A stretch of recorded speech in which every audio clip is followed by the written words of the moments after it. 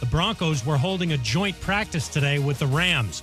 The Giants get safety Isaiah Simmons in a trade with the Cardinals. Arizona gets a 7th-round pick in return. Giants coach Brian Daboll. He can do a lot of different things. Explosive, athletic. That's why he was picked where he was picked. Again, we'll get him here and see how he looks and start teaching him our stuff, but excited to have him. Simmons was the 8th overall pick of the 2020 draft and is now in the final year of his rookie contract. 49ers GM John Lynch tells KNBR Radio the team is exploring trade options for quarterback Trey Lance, but that there's still a strong chance that Lance will stay in San Francisco. He's now QB3 on the roster behind Brock Purdy and Sam Darnold. Nationals outfielder Stone Garrett goes on the injured list today. He broke his left leg trying to make a catch against the Yankees on Wednesday night.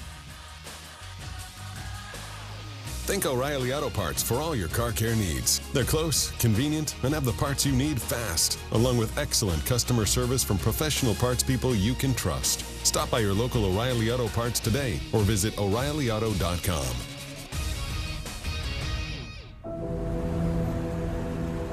In the heart of Beer City, USA, 2 men, 1 journey to create a sports show unlike any other.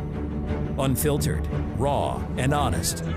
One of them played a soccer goalie opposite Ben Stiller. The other once scored 6 points on Steph Curry. These guys know their shit. Let's go! Tank Spencer, Jeremy Greene, the Sportsocracy. Presented by Ingles Supermarkets. Low prices, love the savings. And welcome into the Sportsocracy on ESPN Asheville, 92.9 FM, 880 AM and 1400. Sportsocracy heard everywhere on the iHeartRadio app, and we're seen everywhere live in the Ingles Studio on YouTube. Go to thesportsocracy.com, click the live video link, subscribe to the channel, and join us in the chat. It is a Threadbare Thursday. We have more college football previews to do today as well, and all of the training camp frivolity that you can handle. We got trade rumors going on, and we had an actual trade. Yeah. Let's go. Banger. Isaiah Simmons. Old Clemson Tiger. Wouldn't that be the most Arizona Cardinal thing ever? You trade him for a bag of footballs and he goes to the Giants, and all of a sudden, oh, no, he's good. No, he's real good. Former number 8 overall pick, 2020 draft. And he's traded in 2023 for a 7th-round draft pick. Well, I mean, he's been largely pretty heinous, but then again, so has every defender that the Arizona Cardinals drafted for the last 4 years. Is that his fault? Is it Isaiah Simmons? No, you just bad have to at know football? you just have to know how to use him. Mm-hmm. I heard a really funny line earlier that he basically told the Cardinals, I don't want to play linebacker anymore. Well, I don't want to be just a big old ball of anxiety and frustration, but I am.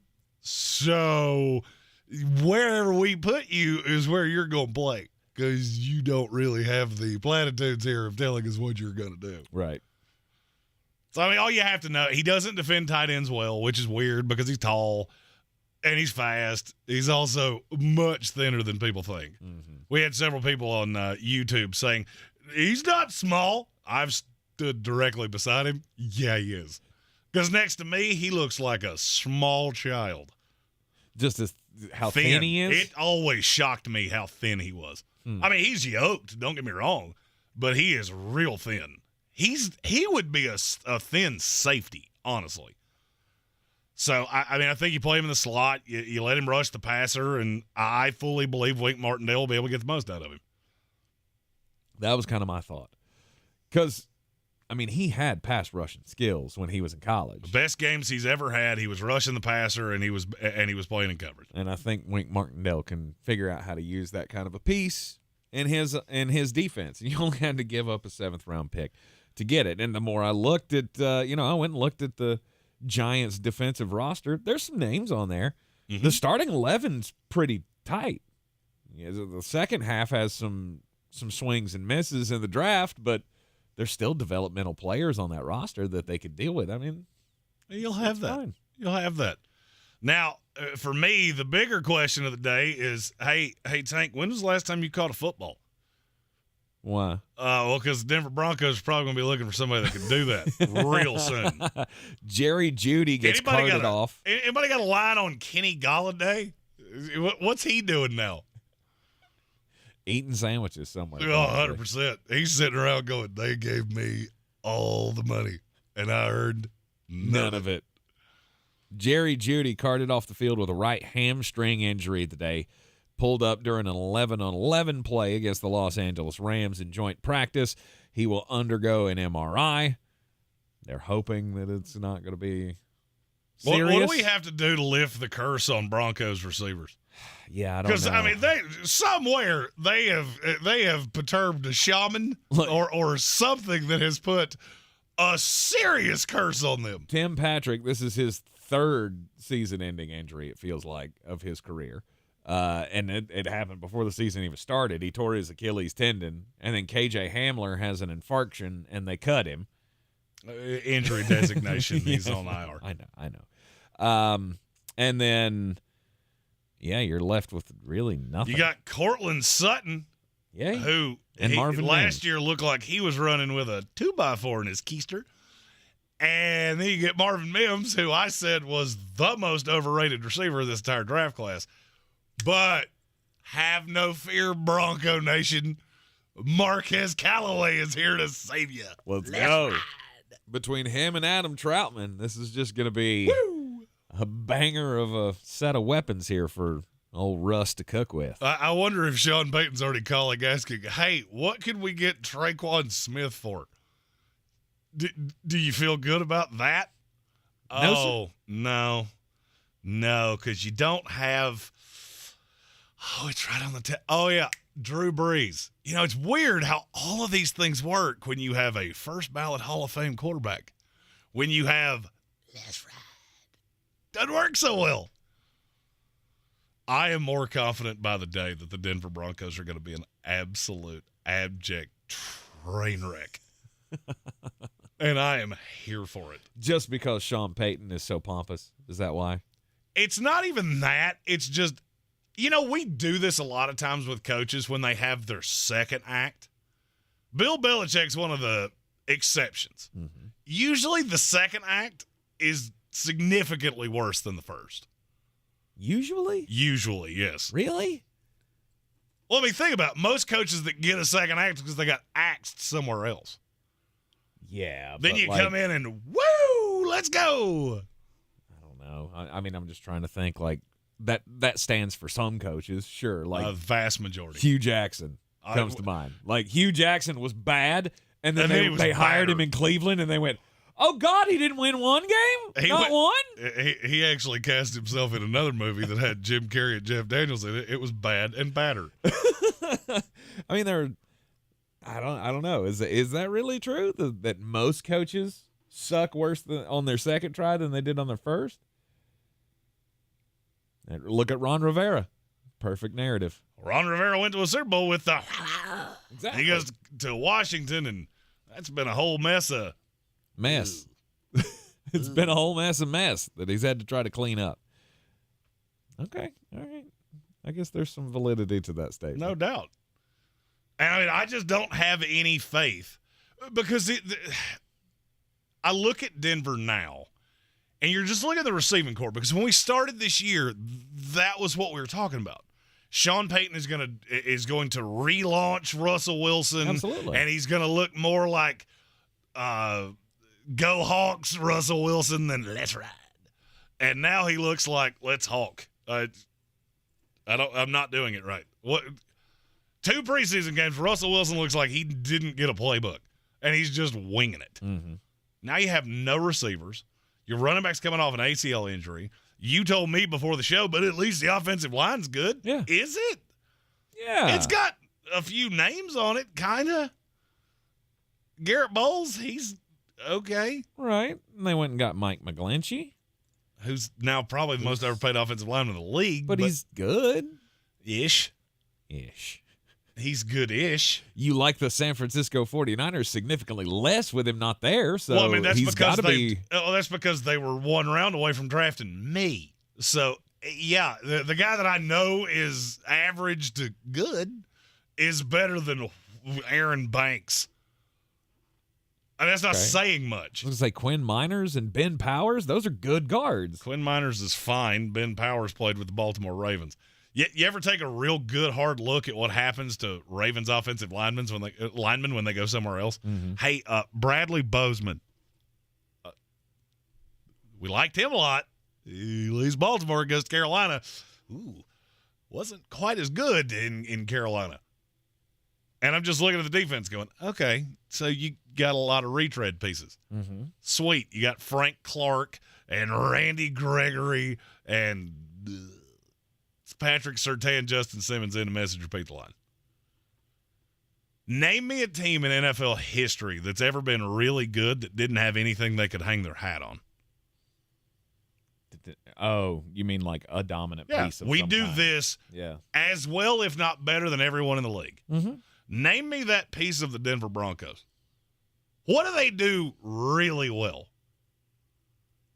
Sean Payton. Sean Payton we coach really well. Awesome. Right now, the Denver Broncos are a Kardashian. Yeah. You're having an identity crisis. Yeah, you're not elite Bad. at anything.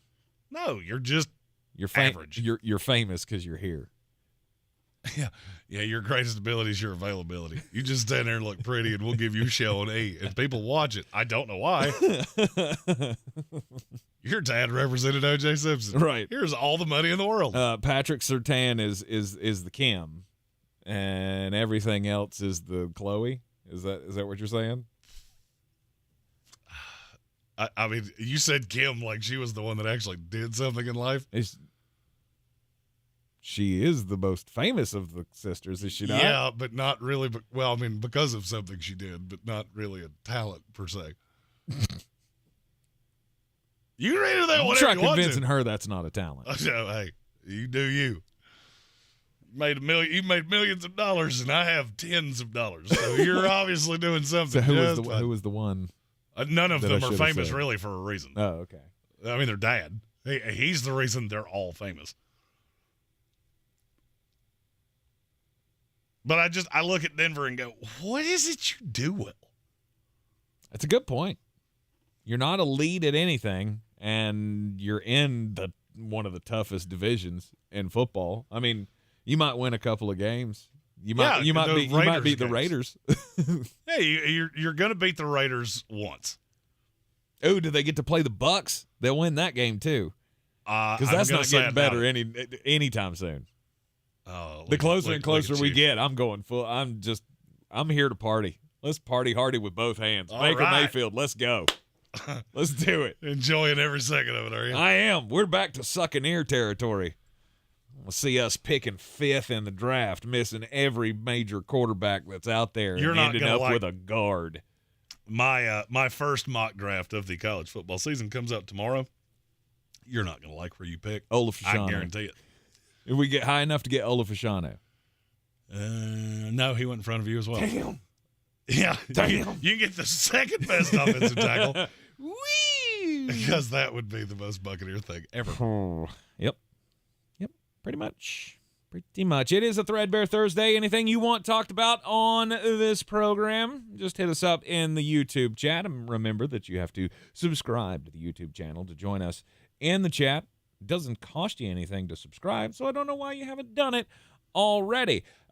Training camps continuing around the NFL. Jerry Jeudy, yes, he is the big story of the day so far regarding injuries. Hold on. Wait, you got to get your button ready.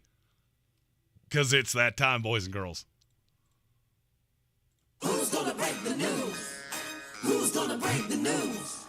Who's going to break the news? Who's going to break the news? You had a heart attack and almost died. I'm going to give you I'll give you the dance. I mean, next week it needs to stop. The Arizona Cardinals have made another trade. All right. They're sending Josh Jones to the Houston Texans. That might be the most meaningless tweet in Adam Schefter's life. He could have taken a picture of the meal he was eating, and I think I would have cared more. Yep. Arizona is doing this correctly. hey, we're awful. Yeah. You know what we should do? We should take all of the awfulest of our draft picks and send them to other places for a bag of ham sandwiches. You're in the Sportsocracy. This is ESPN Asheville, 92.9 FM, 880 AM and 1400. So last night I actually did get to watch the new episode of Hard Knocks. And let me just say, Woody Johnson is now my favorite of all the people. Like all of the people in the world, I think Woody Johnson is now my favorite. Woody Johnson, I think, is the living embodiment of what I would be as a billionaire. Like, hey, I have $1 billion. I'm 40 years older than all of you. I got this bedazzled chain with my name on it. Does that make me go? Will you invite me to your birthday party now? Oh, still no? Okay. I'll try harder next time. He was trying to show off his drip. It didn't work. Yeah, and you know what? When he said it, it sounded exactly like it did when you said it. Exactly. But tell me that's not 100% something I would do if I owned the team. No doubt. I would say, Spencer somehow. hey, I'm here, guys. I'm part of this party, Yeah! too. Look at me. I'm cool. I got drip. Woo! I'm flossing in my fit, and I'm here to party down. Let's do it. Holy good Lord, you sounded 97 years old right there, and you were trying to do it. It still sounded awful. It is the Sportsocracy. This is ESPN Asheville. I'm glad I didn't spend any time, though, talking or watching the Florida Gators Untold series. We'll talk about that and what a gigantic disappointment it is coming up next. Attention, it's time for the morning announcements. Make sure your parents are aware of the Ingles Tools for Schools program and ask them to link their Ingles Advantage card to our school. Remember, you have to do it each year. Now please stand and join me in the Pledge of Allegiance. I pledge allegiance to the flag of the United States of America and to the republic for which it stands, one nation, under God, indivisible, with liberty and justice for all. Real estate isn't about properties, it's about people. I'm Clarissa Hyatt-Zach with eXp Realty, your native realtor serving all of Western North Carolina. I will work hard for you, and I believe in doing the right thing every time. I market each of my listings to reach out-of-town buyers. I use a professional photographer and drone video on every single listing, as well as collaborate with agents across the country to find your buyer. Check me out online at clarissasellswnc.com or give me a call at 828-774-6343. It would be my pleasure to assist you through the real estate process. Foo Fighters, Fall Out Boy, Kelly Clarkson, Kane Brown, Lil Wayne, Lil Durk, Lenny Kravitz, Miguel, Public Enemy, Sheryl Crow, Travis Scott, Tim McGraw, TLC, 30 Seconds to Mars. Get your tickets now. iHeartRadio Music Festival. AXS.com. Pain in your knees, shoulders, hip, or back that won't go away? Check out QC Kinetics for long-lasting relief. No surgery, drugs, or downtime. QC Kinetics, 828-333-9517. With locations in Asheville and Greenville. In a world where thrills never stop, $1 million is on the line. And your fate is decided every 4 minutes by a bunch of random numbers with... Dan, I think Keno's exciting enough without you doing the voice. But my talents add a little something, right?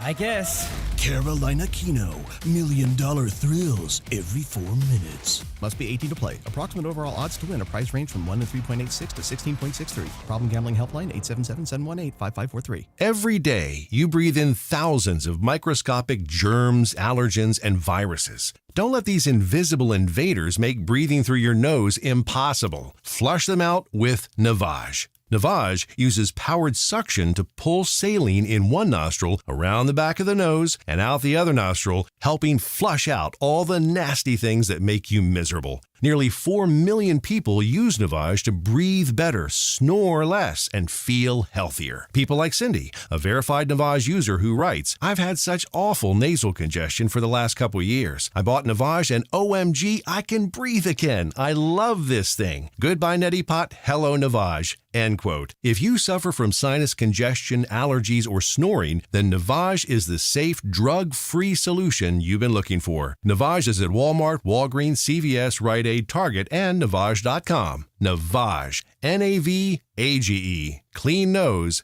healthy life. Finding great candidates to hire can be like, well, trying to find a needle in a haystack, but not with ZipRecruiter. Its powerful technology actively finds and invites qualified candidates to apply to your job. So while other companies might deliver a lot of hay, ZipRecruiter finds you the needle in the haystack. See why 4 out of 5 employers who post a job on ZipRecruiter get a quality candidate within the first day. Try ZipRecruiter for free at ZipRecruiter.com/free. That's ZipRecruiter.com/free.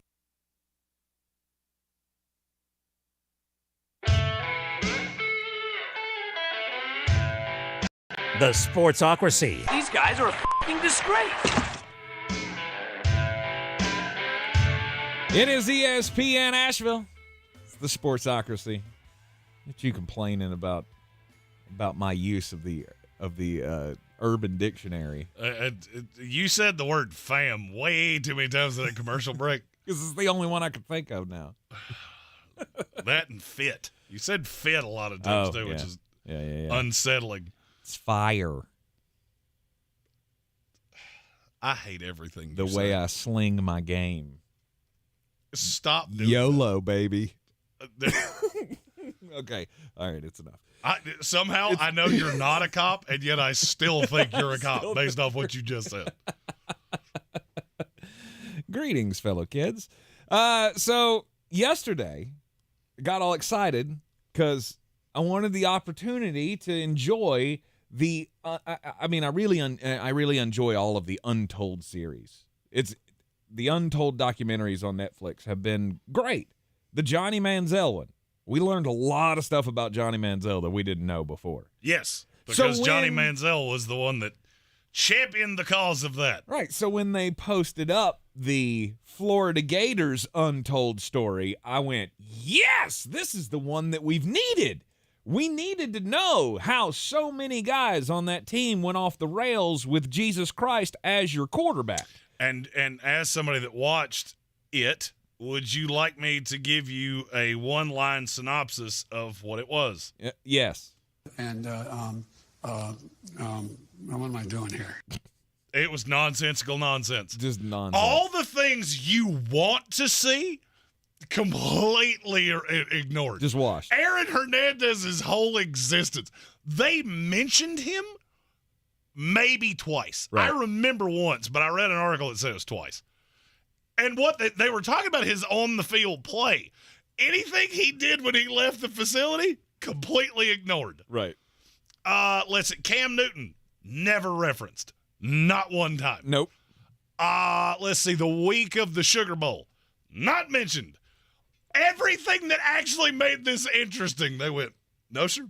No, sir, we're not going to do that. And see, when Jeremy told me that, I immediately had to go to one of my trusted sources. So Matt Baker is a writer for the Tampa Bay Times, and obviously as a Tampa Bay fan, I'm familiar with his work. And I thought that'd be great to know what Matt feels about the Untold series since he lives in the state of Florida. And he said the exact same thing. I mean, the story starts with the key word in Netflix's documentary series, the Florida Gators Untold Swamp Kings, is the first one, Untold, because after 3 hours and 3 minutes of footage across 4 parts, much of the Urban Meyer era goes untold. Said that Hernandez, his off-the-field behavior was mentioned once by Tim Tebow, who describes a 2007 bar fight involving Hernandez. He explains how Hernandez was subjected to racist comments and quote, unfortunately, then somebody got injured. He said that's a very passive way to say Hernandez sucker punched a bar manager so hard that he burst his eardrum because of a dispute over a $13 tab. Like, if you've watched the Aaron Hernandez documentaries, that was in one of them. I can remember. Yes. That was like a good 15 minutes of one of those documentaries. Now, what they did was, I guess, they just decided that they had to go the route of, let's tell the story of a team that just rallied together and were just led by this quote-unquote militaristic coach in Urban Meyer who led them to 2 national championships. Yeah, and here's my response to that. Well, I'm here to tell you that you're probably going to find out as you go out there that you're not going to amount to jack squat. It was, I mean, look, I'm a Florida State fan, lifelong, so I'm not going to lie. I didn't care that much anyway. I did kind of want to hear the story of all of the things that you were doing behind closed doors. There was no mention of backmen. There was no mention of how you got guys like Tim Tebow to sign on with his school when it was kind of not great going in. But instead, it was Urban Meyer, and they're running stadium steps. And unbelievable. No one cares. Just a 3-hour and 8-minute grumper with Florida Gator pom-poms. Right. As Matt said in his in his article, it was the achievements on the field of that team were not worth 183 minutes. No. 183 minutes, the worth there was what happened off the field. That's 100%. the drama. That's what we wanted to know. We don't care about your success on the field. You couldn't possibly mention the fact that like 5 of your guys are in prison for murder. Yep. But you had time to throw in highlights of the Troy game. Yep. Stop it. Well, I mean, this is what happens when you have to go through the university. Yeah, I didn't even because think about that. You get Florida that controls so much of this narrative. Urban Meyer, Tim Tebow, they're not signing up to tell you where all the bodies are buried because Tim could still work in as an analyst. Urban Meyer could still work as a head coach, so they're not telling you where all the bodies are buried. When you got excited about this, I told you specifically, you are going to be sorely disappointed about how this goes. Now, I want to tie this into a story that's happening right now because now the ACC has chimed up again with Stanford and Cal and SMU. We're doing this all over again for some reason. Yeah. The grant of rights. You want to know why schools like Florida State and Clemson are so dedicated to their grant of rights? Because if you leave and you forego that, that means the ACC can tell any story about you that they want to. So any documentary like this can have Florida State in it with Dillard's. It's a word that still, it harms me. There was a Free Shoes University documentary that someone was working on a handful of years ago. Florida State went, nope, no, sir. You will get absolutely no help from us on that. And it died. So you forego the grant of rights, and now you don't have the ability to do that anymore. Now the ACC can do that for you. Now they make all the decisions for you. And we do it. No in doubt. a heartbeat. And you better believe that's been mentioned. Oh, no doubt. You realize what happens. That's why none of these schools will forego the grant of rights. Not saying that would even happen, but the sheer risk of it means that you're going to sit on the edge of your seat for 13 years. And it's not worth that. We'll come up with another way to do it. Right. And so, I wasn't even thinking about that when I saw it flash up on the screen. I just went, yes, that's what I want to know. I want to know all of the dirty little secrets about that. But no, apparently they had to go and make Urban Meyer an executive producer. Yep. And so you got to hear how Urban Meyer rallied a group of perfectly fine gentlemen. Of upstanding gentlemen that worked hard and ate their Wheaties, and they were in bed by 11 o'clock. Oh, wait. Maybe not so much. Gainesville Police Department would like a word about your interpretation of this story. Yeah. So, I don't know. To me, it just it kind of hurts the whole series. Untold? Yeah. Well, they were handcuffed by the university. There's nothing you can do. And I get it. Unless you wanted to just go rogue. And even then, you couldn't have, like, in the locker room, players. It would be tough to get them to talk to you.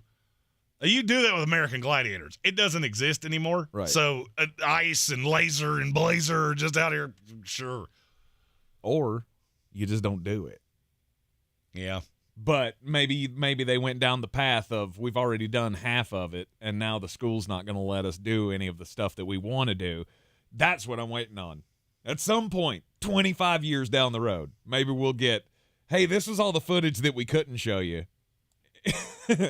in the untold deal that we released. B-track. Right. Some director just goes rogue and goes, I stole all this from Florida. Sue me. I don't care. Yeah, cutting room floor. This is all the stuff that we couldn't tell you in that whitewashed documentary that we had. I'll save you the time. It's not worth 3 hours of your time. Yeah. I'm glad I didn't waste any time on it.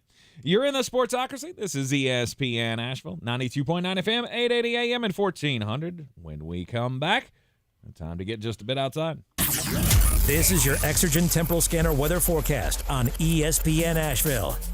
Here comes some 90s in the forecast again for tomorrow and Saturday. It's like we've jumped back to the heart of summertime here across the Carolinas, with temperatures running about 10 degrees warmer than average. Even nighttime low temps warm tonight at 70 degrees. 92 tomorrow, 90 degrees on Saturday. And storm chances going up early next week with some tropical moisture up from the Gulf early next week. Stay tuned. I'm meteorologist Scott Laria-Moore. That's the latest Weather Channel forecast. This report is sponsored by Staples Stores. Staples has everything you need for the office and the classroom for less. Now save even more with $50 off your print and marketing services order of $150 or more. Offer ends 8/26. Visit staples.com/print for details. Save for your business at Staples. Check this out. Buy Disney and Pixar's Elemental, now on digital. Welcome to Element City. Be the first to watch Elemental at home. Sounds like a challenge. And fire up your movie collection. It's gonna be big. With bonus features available for the first time at home, including the Carl's Date short. Fun, right? And deleted scenes. So cool. Disney and Pixar's Elemental. Buy it now, only on digital. Rated PG. Bonus features not rated. Fire! Fire! Get back here. Help clear away classroom bacteria. Kill 99.9% of germs and first-day jitters. Disinfect desks. Get rid of sticky surfaces. And sanitize the room. For less obstacles and more studying. When you get to a clean slate, the possibilities are endless. Clorox. Start clean. Always use products as directed. Gillette Intimate gives guys a gentle and easy shave on there. And around there, and even under there. Don't treat your groin like junk. Respect it with Gillette Intimate, the best a man can get. Buy now at a retailer near you. For more information about contests on the station, log on to espnavl.com. Our communities are filled with wonderful people who make living here great. At Home Trust Bank, we're proud of that. And that's why we focus on helping homeowners prepare for what's next. Our local mortgage bankers have the experience you need and exceptional personal service you'll appreciate. Home Trust Bank is ready to help make a house your home when it's time to buy. Visit your local Home Trust branch or go to htb.com/mortgage. Rogue Combat Club, Asheville's home for comprehensive martial arts training, has a goal for our community, one that's stronger, more fit, and unwavers in its support of one another. Rogue Combat Club's instructors have competed at the highest levels and offer classes for everyone from young children to adults in Brazilian Jiu-Jitsu, Muay Thai, and wrestling. Rogue Combat Club classes can help you boost your self-confidence and self-defense skills while weeding out the egos and intimidation found at other gyms. Join today at roguecombatclub.com. Are you Beer City's best fantasy football player? Your chance to prove it is back. The Sportsocracy's Battle for the Belt is back for year 2 with 2 ways to win. Our standard contest and the new Eliminator Challenge for the most hardcore of football fans. Play fantasy football with us every week of the NFL season and compete for a cause with proceeds benefiting Eblen Charities St. Nicholas Project. Register today at thesportsocracy.com and take your shot at the title of Beer City's fantasy football champion. Boy, you must be outside your mind. The Sportsocracy. Just a bit outside. He tried the corner and missed. And welcome back into the Sportsocracy here on ESPN Asheville. It's 92.9 FM, 880 AM, 1400. We're heard everywhere on the iHeart Radio app. And, yep, time to get just a bit outside. And, oh, good Lord. I'm really sick and tired of old people who don't know where they are. So yourself. Yeah, I mean, I'm not that bad. I'm not Jerry Jones bad. Ah, yes. Jerry Jones. See, I have to deal with stupid comments in my morning job from that guy. Oh, I mean, talking about who doesn't know anything about Russian planes crashing because I've been working out for an hour and a half. Well, he had four other elders that didn't know where they were last night too. So. Yeah, that's and all. It's just so gross. Can we possibly have one election in my lifetime where it's not just, hey, which one of these diapers smells worse? No. Just a thought. We're never getting it. I don't think. Anyway, so back to the sports here. The Dallas Cowboys. Yesterday we told you the story of Sam Williams. Sam Williams, who, he had some trouble in college. That hurt his draft stock. And he ended up getting drafted by, lo and behold, the Dallas Cowboys, who they take swings on guys like that every now and then. Well, he got into trouble last year. Here again, he's gotten into trouble again. And the Cowboys did the smart thing. They said, no comment, until a reporter got in Jerry Jones's face, and Jerry went, I'll comment, and I'm just going to play it for you because it's the dumbest thing I think I've ever heard. This sounds a little hollow, but he does and is maturing, and he is. What was he going, 66? Was he going 66 miles an hour? Last year? No, this year. So he's 34 miles an hour less than this year than he was last year. 98-66, so that's improvement. That's improvement. Well, first of all, it's 32 there, Mr. Math Wizard. I can't believe anybody would be stupid enough to say that out loud. It's just that thing that we have these older gents walking around that they just say things, and people put microphones in front of their faces, and then they publish it. And then you have other people who are supposed to be watching these people and go, screwed it up again. Well, he got away from me for a second, and somebody shoved a microphone in his face, and he said something stupid. I just want to hear Jerry Jones and Gary Busey do a podcast together, talking about buttered sausage. Y'all got good boots? Because this ground is hot. Jerry and Joe, they need their own, little vacation somewhere. Put them on the yacht and just send them away. Bye-bye. My story is about the Big 12. Brett Yormark is the big boss of the Big 12, and they had a little meeting, and he had a message for Texas Tech, because that is the last team that Texas plays in the Big 12. He said, candidly, we were able to get Texas and Oklahoma out of here a year early. That was a big deal for us, and I think all of you. That's what a lie sounds like.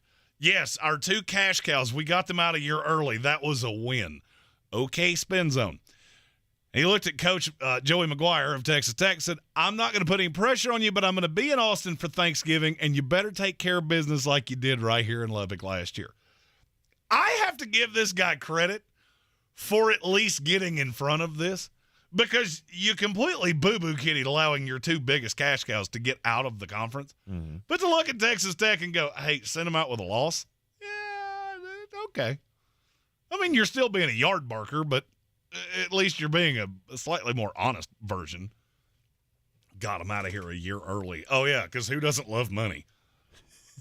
Oh, I have too much money. You know what? We should give some of this away. I love the spin zone. We got to try to make this. We got to try to polish this turd up. It's got to look pretty. There ain't always a sunny side to the street, right? No.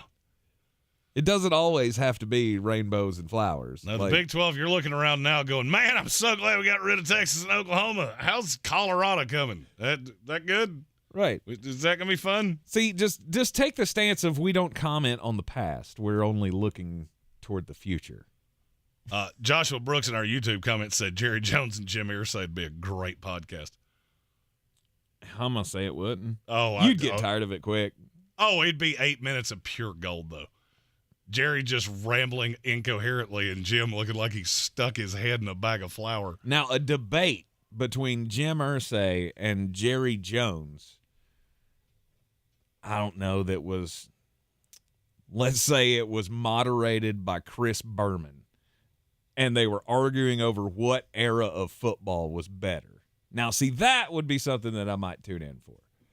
But just to hear their random thoughts, they get old real, real quick. Yeah. We were asked in the YouTube comments about worst record. Worst record in the league. Who's it going to be? Is it going to be? Well, it's going to be the Houston Texans. Have, and now the Arizona Cardinals have their first, third, and fifth round pick. Well, this was. I swear I think Monty Austin-Fort's just going, hey, I have this thing I don't want. Hey, call Houston. They'll take it. They keep giving us things for these toys we don't want. Raiders, Bucks, Broncos. Who ends with the worst record? I said Bucks when that was asked, and the more I've thought about it, I'm going to go Broncos. Really? Yeah. I'm fully Raiders. I'm fully Broncos. Oh, that feels like a good first wager to put on our wager board. Ooh, the tattoo board. Yes. Yes. We narrowed down what those tattoos are going to look like. I've already said I'm willing to do a tattoo league with 11 listeners. And if I miss or we're doing that as a step on the show league. Mm-hmm. If I don't make the playoffs in the Vampire League, I'll get a tattoo decided by the house. Well, I mean, if the tattoo you were going to give me is not what you said, then that's another discussion that has to be had because it's already been cleared by management. Oh, which is a nice way of saying his wife didn't tell him no. Indeed. So you want to know the Bucko Bruce with the Tom Brady face. You want to know what my wife said when that has to be the thing here. Would you like to know what my wife said when I brought this up to her? She said, "Do you realize how evil some of these people are? And you're giving them the opportunity to just decide what you're going to tattoo on your body?" And I went, "Yeah, I am doing that." I love the confidence. Out of me? Yeah. Okay, you've played fantasy football with me for a long time. Have I ever done anything that would make you think I shouldn't have that much? Considering one of the people in that league, not that I can think of, is you. Mm-hmm. That puts me in 11th just because I showed up and put my pants on the right way. I know I'm beating one of you. I know I'm beating one of you. Oh, you're a word I can't say on the radio. Let's see here. Does Ron Rivera keep his job? This is from Glenn. Does Ron Rivera keep his job if the Commanders finished better than 500? Yes. You're probably right. Ron Rivera has to do one thing. He has to prove he was right about Sam Howell. That's it. Yeah, and if they're 9-8, I frankly think they could go 6-11, and Sam Howell's the right guy, and he'd still keep his job. No way. You keep saying that because you have an owner that wants to make their mark. Mm-hmm. What you keep failing to see, there's not that ready-made coach of, hey, I can go get that guy. Who's the statement that you're going to make? No, I got him on the staff.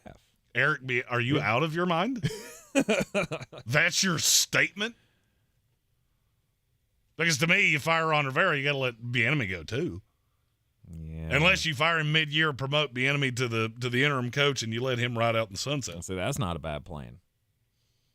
Let him earn it. You start out 1-5, and they fire Ron Rivera, make Eric Bieniemy the coach, and then they end up 6-11. Washington's that's a team how that Eric keeps that job. I have way more faith in them than you do. Yeah, I don't have much faith in them because I think you can easily convince me that they're the worst team in their division, and you could convince me they're the worst team in their division, and they still might be the 7th best team in their conference. Because there's a whole bunch of ugly. Yeah, maybe so. But is that enough? Is being the 9th best team in a crappy NFC, is that? Well, I mean, you just got to see where it started. I mean, you've been going through this vicious cycle at quarterback for what feels like 20 years. Mm-hmm. And so if Ron Rivera's been the one that's been banging his fist on the table, and this happened before Bieniemy got there, you guys said this was his guy long ago. Mm-hmm. I've been told specifically they would have taken Sam Howell in the second round had they not traded for Carson Wentz, and Carson Wentz was not Ron Rivera's idea. So this is his guy. It's not Bieniemy's guy. Okay. That might be the one that makes him, but the one that's going to get the credit for it behind closed doors would be Rivera. And I agree with him. I've agreed with him the whole time. Yeah. Joshua Penix asked, would they fire Rivera to keep Bieniemy if the offense goes crazy? Absolutely. You cut ties with Riverboat Ron, and you turn it over to Eric Bieniemy because it's time. It's time for the change. If you can't win with this team under your leadership, we appreciate what you've done. and we're going to offer you every opportunity to walk away kindly. Please tender your resignation.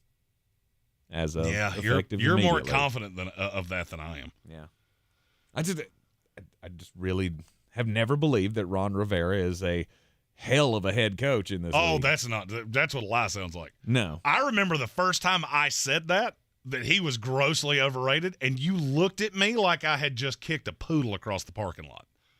I'll never forget that as long as I live. When I say that, I mean, like, he's a guy I know is going to win me games. I've always believed in him as a person. I once as said a he was leader of men. In the very early times of us doing this, I said I thought Ron Rivera was the most overrated coach of my lifetime. And you looked at me like I had 7 heads. And then at it was some probably point, right after the 12-win season. When how can you say that? He just won 12 games. And then at some point it switched, and you just keep acting like I'm going to forget. Well, because he kept fluctuating with the Carolina Panthers, and ever since then he hasn't done anything to make me believe that he's a great coach. Well, I mean, in fairness, he hasn't had a ton in Washington to be gung-ho about it. He's in a division with 2 teams that have been better than him the entire time he's been in that division. The Giants have been better than him for at least half of his tenure. Yeah. So I don't think Washington is as quick trigger as you think they are. But is that quick trigger? He's been there 7 years? Good Isn't it that Lord, long? no. It hasn't been nearly that long. Let's see. 6 years? Rule was in Carolina for 3 years. This is his 4th season, I think. Let's see. I could be wrong on that, but I think this is his 4th year. Because he took the job in Washington the year he got fired in Carolina. Okay. My computer moves slower. Oh, so I was you trying should have to just find looked it. at me and said, hey, can you look it up? Because mine doesn't.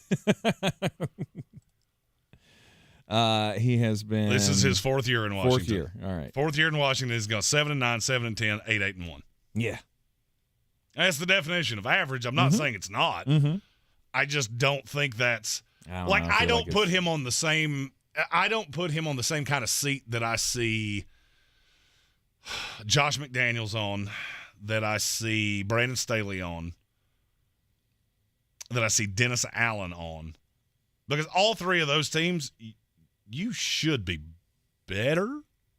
I don't know that Ron Rivera hasn't overachieved with what he had. I mean, look how many injuries he's gone through. The only real high watermark of that team's been the defensive line.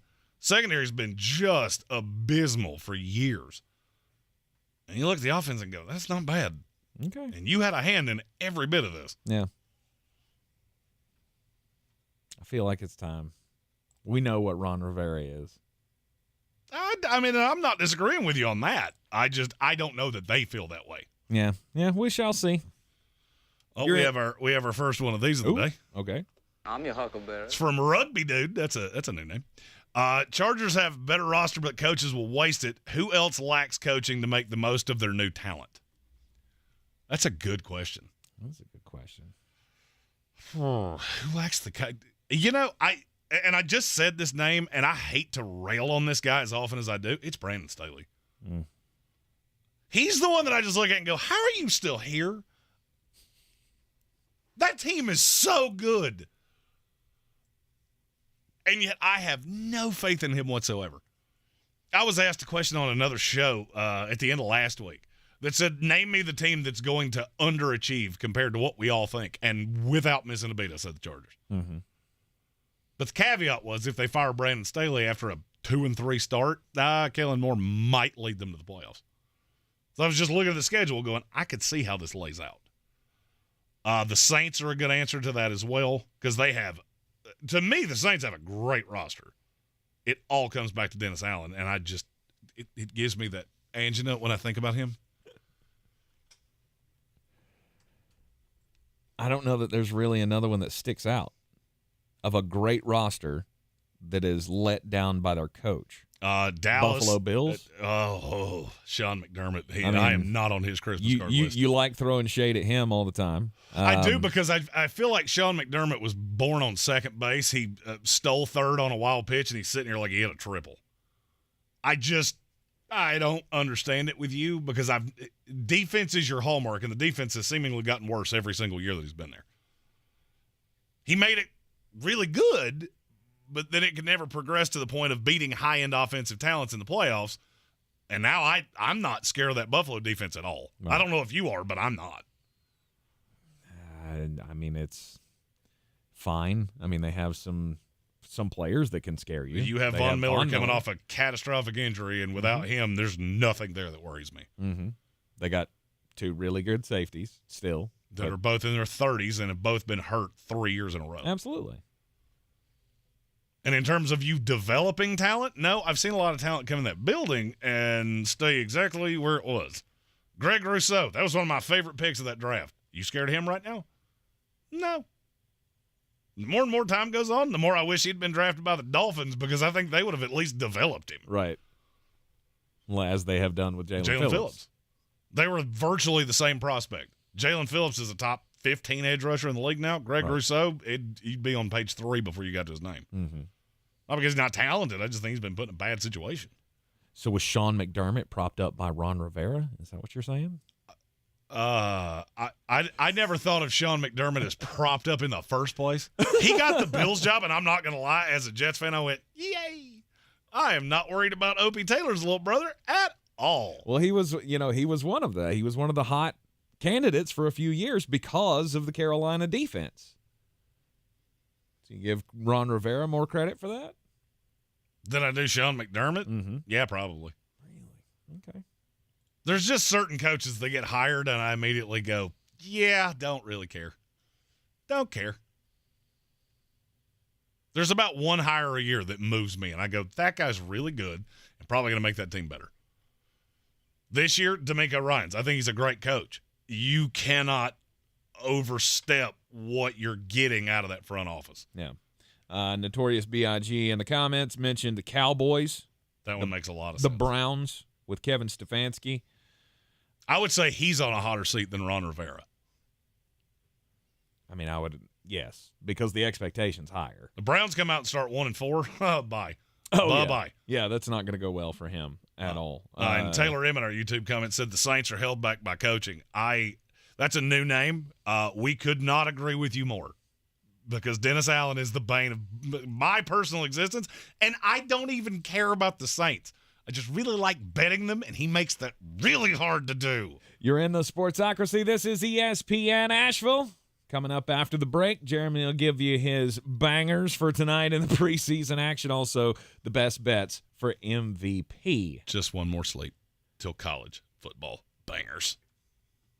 Attention, it's time for the morning announcements. Make sure your parents are aware of the Ingles Tools for Schools program and ask them to link their Ingles Advantage card to our school. Remember, you have to do it each year. Now please stand and join me in the Pledge of Allegiance. I pledge allegiance to the flag of the United States of America and to the republic for which it stands, one nation, under God, indivisible, with liberty and justice for all. If cleanliness is next to godliness, look around the car right now. Is that very godly? Look, life comes at you fast, but so does WBNC Auto Detailing. They have the tools to make your interior look like it's coming off the showroom floor. You don't believe me? Check them out on Instagram. All that filth and years of stains disappear. WBNC Auto Detailing does full interior and exterior details with paint correction, and they do wax and ceramic coatings. Call WBNC Auto Detailing at 455-3700. Premium care with a Southern hospitality touch. Real estate isn't about properties, it's about people. I'm Clarissa Hyatt-Zach with eXp Realty, your native realtor serving all of Western North Carolina. I will work hard for you, and I believe in doing the right thing every time. I market each of my listings to reach out-of-town buyers. I use a professional photographer and drone video on every single listing, as well as collaborate with agents across the country to find your buyer. Check me out online at clarissasellswnc.com or give me a call at 828-774-6343. It would be my pleasure to assist you through the real estate process. Right now at Wendy's, when you buy either a Dave's Single, Spicy Chicken Sandwich, Medium Frosty, or 10-piece nuggets, you can get another for just $1. Your dollar never tasted so good. So it's obvious what everyone will get, right? Definitely nugs Spicy and chicken a Frosty. sandwich, Dave's Single and a Frosty for me. and a Frosty. Okay, who said Frosty and a Frosty? Pick your obvious choice. Choose wisely. Choose Wendy's, buy one, get one for $1.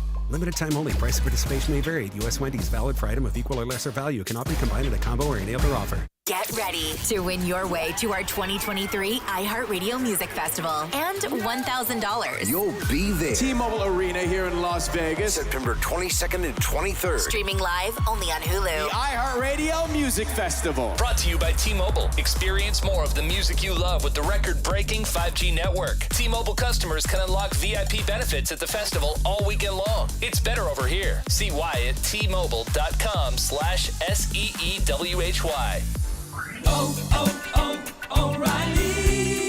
Did you know 1 in 4 car batteries is weak and needs to be replaced? O'Reilly Auto Parts will test your battery for free. If your battery needs to be replaced, our professional parts people can help you find the right Superstart battery for your vehicle and budget. Don't wait. Get your battery tested for free today at your local O'Reilly Auto Parts. O'Reilly Auto Parts. It's week 2 of the Buncombe County Game of the Week, and we've got a great matchup for you. Our first chance to check out the Reynolds Rockets as they host Shelby. The Lions are a perennial power. This should be a great matchup. Bojangles Countdown to Kickoff show starts at 7. On ESPN 1400, the Mountaineers of Tuscola hit the road for the first time this season to take on Polk. Cowboy John Roden and the gang will bring in the Mountaineer pregame show starting at 7. Sports Tank Friday gets us started at 6. The best high school football coverage is on News Radio 570, WWNC, and ESPN Asheville. Coffee's for closers only. Get them the money. Then when you get the money, you get the power. That watch costs more than your car. Then when you get the power, then you get the woman. One more sleep till college football bangers. We got to tidy up MVP. Got a couple preseason games for tonight. This is Greene on Greene, brought to you by Ingles Markets. Low prices, love the savings. For me, MVP in the NFL falls to 2 guys, Joe Burrow, Jalen Hurts. Burrow's plus 750, Jalen Hurts plus 1,100. But what about Josh Allen? Well, that team's not nearly as good as they've been in the past. I don't see it happening again. But what about Pat Mahomes? Yeah, we expect them to be good, so unless he comes out and throws for 6,000 yards, that plus 600 is just flushing money down a toilet. You want to take a deep shot? Justin Herbert, Trevor Lawrence, both in that 12 to 1,500 range. I've seen me do worse, but I'm sticking with Joe Burrow, Jalen Hurts, and I feel pretty good about my chances of being right. Tonight, 2 preseason games. Steelers at the Falcons. Steelers are a 4.5-point favorite, over under 38.5. If I take anything from what I saw in week 2 of the Steelers, that defense is evil. Now you get Taylor Heineken and Desmond Ridder. Easy enough for me. Pittsburgh Steelers minus the 4.5, over 38.5. And the Indianapolis Colts at the Philadelphia Eagles. Colts 5-point favorite, over under 38. I'll go under because I don't think Philadelphia's playing anybody, and that number pretty much confirms it. And the backups for Philadelphia have looked awful. I also don't think they really want to lose anybody else to injury with the rash that they've seen. So give me the Colts minus the 5. For more, find us on all the social medias at the Sportsocracy. And as always, love the savings with Ingles, love the winnings with me. Mull it out. This is your Exergen Temporal Scanner weather forecast on ESPN Asheville. Here comes some 90s in the forecast again for tomorrow and Saturday. It's like we've jumped back to the heart of summertime here across the Carolinas, with temperatures running about 10 degrees warmer than average. Even nighttime low temps warm tonight at 70 degrees. 92 tomorrow, 90 degrees on Saturday. And storm chances going up early next week with some tropical moisture up from the Gulf early next week. Stay tuned. I'm meteorologist Scott Lauriamore. That's the latest Weather Channel forecast. This report is sponsored by Mattress Firm. Score big on sleep and savings during Mattress Firm's best sale of the year. Save up to $700 on select Tempur-Pedic adjustable beds and get a $300 instant gift, good towards pillows and more. If this were a Reese's TV ad, you'd be staring at a Reese's peanut butter cup. And sure, my voice is peanut buttery smooth, but still, you need to see the peanut butter cups, right? No? I can really just say Reese's and you'll go get some? Okay, Reese's. Reese's. Reese's. Really working, actually. Reese's. Reese's. I'm on to something. Reese's. Reese's. Reese's. With so many bottles to choose from, there's always something new to try at Total Wine & More. How about a great Prosecco for under $8 and a French Rosé for under $7? With the lowest prices for over 30 years, find what you love and love what you find. Only at Total Wine & More. Drink responsibly. B21. The Sportsocracy. Who we got to cheer for on Sundays now? From the Ingles Studios, this is ESPN Asheville, WPEK, W225CJ Fairview, WMXF Waynesville, and iHeart radio station. This is SportsCenter. I'm Doug Brown. The Broncos are hoping for good news from an MRI on wideout Jerry Jeudy's right hamstring. Jeudy got hurt today during a joint practice with the Rams. 4 other Denver receivers have gotten hurt during camp. While Colts running back Jonathan Taylor looks for a trade, with the team needing to make a roster decision on Tuesday, ESPN's Adam Schefter says the Colts need to make an either-or decision. Trade him or pay him. Those are the 2 options to me, right? Because the other one of not solving either one, to me, just creates a mess that is going to hang over that team all season long. Adam also reports the Houston Texans get offensive lineman Josh Jones and a 7th-round pick in a trade with the Cardinals today. Arizona gets a 5th-round pick. Nationals right-hander Steven Strasburg will retire. Strasburg hasn't pitched since June of last year after surgery for thoracic outlet syndrome. Since signing a 7-year, $245 million contract, Strasburg pitched only 31 1/3 innings. Long summer days call for extra hands. Hire fast with Indeed. Their hiring solution helps attract, interview, and hire candidates. Sponsor a job and instantly receive a short list of quality candidates whose resumes match your job description. Visit Indeed.com/credit. This is He's a degenerate gambler. You are a smelly pirate hooker. And he's cheaper than oxygen. He's useless. But somehow, they make it work. Jeremy Greene, Tank Spencer. There's no holding back in the Sportsocracy, presented by Ingles Supermarkets.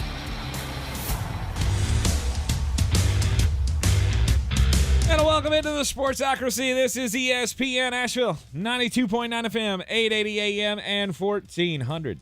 Sportsocracy heard everywhere on the iHeart Radio app. We are seen live in the Ingles Studio on YouTube. Go to thesportsocracy.com. Click the live video link. Don't forget to subscribe to the channel so you can join us in the chat. Also, don't forget about registering today for the Battle for the Belt, our weekly DFS contest. We have a standard contest. We now have the Eliminator Challenge. We have 2 beautiful, professionally made wrestling belts for the battle this year. One, I mean, should we describe them to them, or are we just going to let them see them when they come out? Because well, I mean, they're glorious. They are pretty glorious. If you saw the belts last year, then they look similar to that, just a little fancier. Yeah, just a little tweak. And the logo for this year might give away some of the design elements for the belt as well. It's going to be phenomenal. And a must-have for any fantasy football fan. So you want to be Beer City's best fantasy football player? Get involved with us for the Battle for the Belt. Frankly, we need somebody from Beer City to take it back, since somebody from Greenville had to come, or Spartanburg had to come up here and beat us last year. Right. Michael Meadows is our reigning champion. We would love for somebody who lives, within our area code. That's a weird way to say me. We want me to win it. And as always, the proceeds from the Battle for the Belt go to Eblen Charities for the St. Nicholas Project. They provide needy families around the area gifts for their kids at Christmas, and that is a charity that anybody can get behind. So Battle for the Belt, all the links are on the YouTube stream, on the description of each and every video that we've done, and also on the front page of the website, thesportsocracy.com. A nice little QR code. All you got to do is scan it with your phone. Now, if you're looking at the website on your phone, well, then you got to tap it because there's a link on it. Then it takes you right where you got to go. There you go.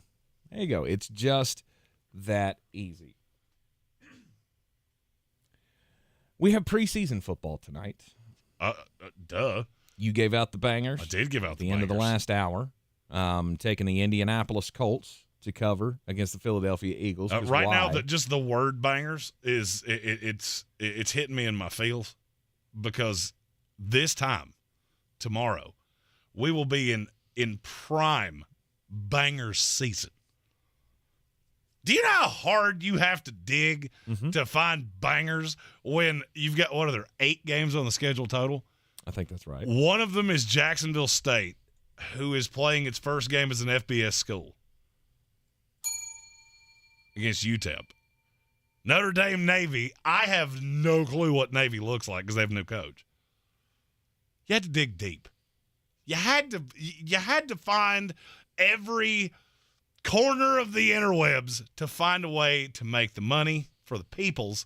And you can all take those to betus.com, use promo code Sportsocracy, and they'll give you 25%, 125% deposit match on your initial deposit. Way to polish off that old promo. That's the first time, and you only slipped up just a bit. Well, I mean, here's the thing. I dig it. You know, I didn't throw it out for baseball bangers because I didn't feel like the people would be going to betus.com using our promo code and wagering baseball.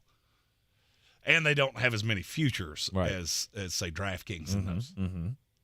But now it's football time. Correct. And we get the wonderful matchup of UMass and New Mexico State on Saturday. 2 bottom 10 schools from our guy Ryan McGee. You know you're going to watch Wayne. If you're like me and you're making that same noise, looking at these games and going, you know you're going to watch more of it than you want to. Notre Dame Navy, I'll probably watch every snap. Only because I want to see Sam Hartman and how good that offense can actually be. I'm just ready for primetime football again. I mean, it's still hot during the days, and so I'm still outside doing stuff on Saturday afternoons. But it's the primetime stuff when the sun's going down. We'll be able to sit down and enjoy the nice banger of a matchup at First Bank Stadium in Nashville, Tennessee, with the Vanderbilt Commodores and the Hawaii Fighting Rainbows. Or are they still the Rainbows? Warriors. The Rainbow Warriors? They still do that? Anyhow, 2 preseason games tonight in the NFL. The Philadelphia Eagles and the Indianapolis Colts. I wouldn't play anybody in this game. I will be shocked if Philadelphia does play anybody. Because we didn't get a chance to talk about this last week because you had your infarction on Friday. Philadelphia lost, I want to say, 9 players in that last preseason game. They were injured to some effect. 2 of them had to be carted off. I don't look for Philadelphia to play anybody. Also, the fact that it's been real damn chippy at practice. I mean, Jason Kelsey starting an all-out brawl the other day that had to end practice. I don't think I'd throw any of my starters out there. No, you'll probably see Anthony Richardson, though. I was talking about for Philadelphia. Oh, Indianapolis can do whatever they want to because I don't see a future for your team. I mean, it lost, at least not this year. Like, you're not doing anything. The Philadelphia Eagles are vying for a Super Bowl. They're trying to make it to the end of the season, and I wouldn't take any chance that some, Zaire Franklin is going to lay some kind of a blindside block on Jason Kelsey and ruin my offensive line before it even gets off the ground. I'm not taking that chance. Yeah, I mean, Philadelphia's one of those teams that they don't put much into the preseason. Good teams that are pretty things are staying pretty copacetic from year to year. You don't expect much. This is the week, though, that weird things happen. Because you get some teams that are playing a lot of their starters. You get some teams that are playing absolutely no one. And I hate this. This is the week that I just hold my breath for 60 minutes and go, nobody get hurt, nobody get hurt, nobody get hurt. Right. You know, last weekend while I was in the hospital, I was looking over some of the responses to what had transpired during the preseason games, and it was the New England game, New England and Houston or somebody that called the game off. Oh no, because somebody got hurt. No, that was New England and whoever they played last week. I've already forgotten. I was trying to think of who they were playing last week. But they called off their game because of an injury, and a lot of fans on social media were losing their minds about this. Like, oh, here we go again. The Packers. Like, oh, here we go again. Now every time somebody gets hurt, they're going to stop these games, just like they did with the Damar Hamlin situation. That's a whole different – this is a preseason game. It's not the first time we've done that. Right. It doesn't – I don't think that's something you have to fear. No. That's not going to – I don't expect that to ever happen again. I don't know that we'll ever have a guy's heart stop. Well, it hadn't happened in – he hadn't had anything like that happen in the last 34 years. Right. So I would say right. But this became like the conspiracy theory of the weekend of, oh, my God, here we go. Now they're just – every time somebody gets hurt, they're going to start canceling games. No, it's a preseason game. No, they're not. We stopped a preseason game at one point because the lights wouldn't turn on. They'll find if they give you a reason to stop, they'll stop. Absolutely. And I'll be honest with you, the Hall of Fame game almost stopped. Mm-hmm. When the lights went out. I talked to several Jets people that went, we were adamantly saying, we're good. We can call this right now, go home. And then they got the lights back on and resumed, and nothing good happened. Right. Preseason, sorry, John Harbaugh, it just means less. And there's no reason to risk it if dudes are out here getting hurt. And if dudes are going to be out here fighting, then we don't need to have them. We don't need to have these games. We don't need to have these practices. We saw it with the Jets and the Bucks. You getting enough fights? Screw it. We're not doing day 2 of practice. I mean, we've had several of these. The Saints and the Texans just called off, I think, both of their practices. For what? I don't know. I don't have a good answer on that. I mean, I could understand if it was. I think D'Amico Ryan said basically the whole team was hurt. So, well, there you just go. Not. There you go. Why would I? I have nothing to gain from this. Oh, but high-speed reps. Yeah, but am I going to risk my season for it? No. To me, the smart thing is if they'll allow you to, let's opt out. I mean, I know it's not necessarily that's not like verbatim what they're going to call it, but if this is an option, I'd start taking this path. Yeah, that's not an option. And I won't be shocked if the NFL, after this year, going into next offseason, goes, okay, if you're scheduling practices, we're going to have the practices. It all comes from the Jets. Mm-hmm. Because the Jets basically, oh, no, we're canceling practice. And Saleh gave some reason, but it was ridiculous. No, you schedule a practice, we're having practice. Mm-hmm. The weather rains it out, that's one thing. But just saying, no, we're not. No, this is going to be a one-off, one-year thing because it started. Now it's happened a litany of times. Yeah, they'll get in front of this. You mark my words. Yeah. Because I guess that's the only thing that keeps us talking about it.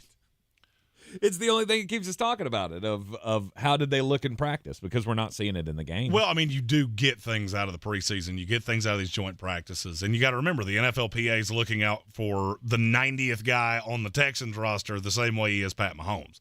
You're all paying your PA dues, and it's our job to look out for you. Well, those fringe roster guys, if you're not having these joint practices, you're not having these preseason games, how are they supposed to make a roster? I mean, you could say, oh, they could show out in training camp. Name me the last guy that showed out in training camp, then did nothing in the games that made the roster. Mm-hmm. We have these every year, but you want to see them at live speed.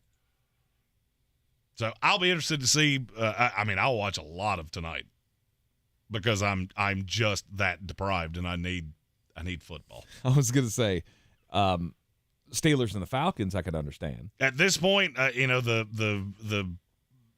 the appetizer has shown up. I have eaten every one of the chicken wings. There's nothing left but the bone, and there's some ranch, and I'm sitting here dipping the bone in ranch and just the food's not here yet, and I'm hungry. Yeah, I can understand the Steelers and the Falcons, at least watching the first couple of series, because I do understand they're going to be playing some starters. So maybe that'll be worth an eyeball or two. But again, once it gets later in these games, I just don't really see the purpose. I mean, you've said that forever, which is just confounding. I never have. Stephen Tao says the Bucs are going to get slapped around by the third string of the Ravens this weekend. And he's not wrong. Well, I mean, because your team's awful. This is not going to go well. Yeah, your team's awful. It's not going to go well, and I'm prepared for it. I'm just ready for like a week from now. You know, we got the little fly appetizer. The preseason's over. Got the roster cut downs. Tuesday's going to be a wild day because that's cut down day. So I think you're going to see some names move that you're not expecting. Mm-hmm. And then it's time. Yeah. Then it's time. Then it's all just moving pieces until the 7th. We're not far off. No. You got a full weekend of college football next weekend. None of it's awesome until Florida State LSU on a week from Sunday. But see, this is the time that you fill with all of your fantasy drafts. Yet now is when you can start doing it. Fantasy drafts should be happening this weekend on. If you drafted a team before this, you're doing it wrong. You did it wrong. You did it wrong. Jeremy just likes to pile all 27 of his leagues into 1 week. I have 7 in one day. That is, you do not. I do. I have 3 of them that are happening at the exact same time. I thought you only did live drafts in person. Well, so now you're so you're gonna have to have like a fortress of computers set up here. You just do them. You all see what I individually. do every day? That's really not that big a deal. I just the tech I have sitting in front of me. I could probably do 8 of these at a time if I needed to. I don't want to because it's a lot, and I'll start mixing things up. But 3 is not a problem. I was gonna say that's how you end up with all kinds of mishmash. Well, I mean, if you follow the same strategy on most of them, then which is exactly what I'm doing. Yeah. I don't like doing that though.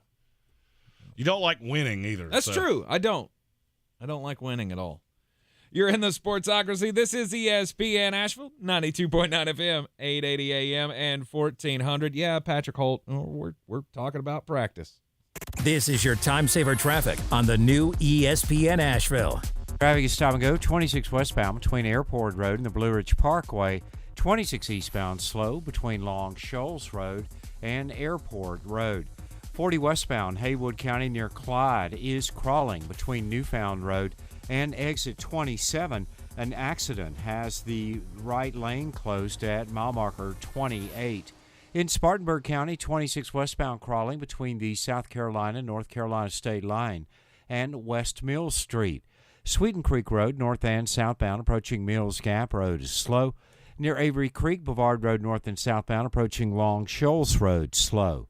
I'm Lyman Peel with your Time Saver Traffic. This report is sponsored by Dell Technologies. Now your ideas don't have to wait. Dell Technologies and Intel are pushing what technology can do, so great ideas can happen right now. Find out how to bring your ideas to life at Dell.com. Welcome to now. Our iHeartRadio Music Festival is coming back to T-Mobile Arena in Las Vegas this September. Superstar artists from every genre. Streaming live only on Hulu. Buy tickets now at AXS.com. Discover credit cards automatically double all the cash back you earn at the end of your first year, which means... Wait, hold up. Question for the audio engineer. Go ahead. Did I read that right? Discover automatically doubles all your cash back? Yeah, that's what the script says. So if I get a Discover card right now, I can earn twice the cash back. Apparently. Wait! Unlimited first-year cash back match. Only from Discover. See terms and learn more at discover.com/match. Right now at Wendy's, when you buy either Dave's Single, Spicy Chicken Sandwich, Medium Frosty, or 10-piece nuggets, you can get another for just $1. Your dollar never tasted so good. So it's obvious what everyone will get, right? Definitely nugs Spicy and chicken a Frosty. sandwich. Dave's Single and a Frosty for me. And a Frosty. Okay, who said Frosty and a Frosty? Pick your obvious choice. Choose wisely. Choose Wendy's, buy one, get one for $1. Limited time only. Price of participation may vary. U.S. Wendy's, valid for item of equal or lesser value. Cannot be combined in a combo or any other offer. Tired of getting dinged by monthly fees on your checking account? You need Simple Checking from Home Trust Bank. With Simple Checking, you get all the essential checking services for free, including 100% online access and a free Visa debit card. It's everything you need from a checking account, but no hoops, no surprises, no monthly fees. Stop by today or call 800-627-1632. Simple Checking at Home Trust. Ready for what's next. Member FDIC, Equal Housing Lender. At Ingles, we're proud to sponsor area athletics at all levels. Whether we're building new fields for T-ball, celebrating Friday night rivals, televising college basketball games, bringing the Fan Fest to semi-pro soccer, or taking you out to the ball game at your minor league park. We're here for the fans. No one gets the dedication to the home team like you guys. And we've got all the sports you can handle. It's all in the bag. Ingles. Low prices. Love the savings. Are you Beer City's best fantasy football player? Your chance to prove it is back. The Sportsocracy's Battle for the Belt is back for year 2 with 2 ways to win.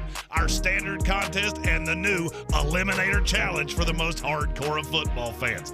Play fantasy football with us every week of the NFL season and compete for a cause with proceeds benefiting Eblen Charities St. Nicholas Project.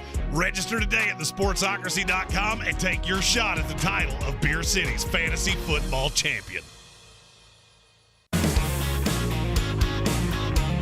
The Sportsocracy. These guys are a f***ing disgrace. Back in the Sportsocracy, we're in the Ingles Studio, and low prices love the savings. Trey Lance, John Lynch says he's not going anywhere.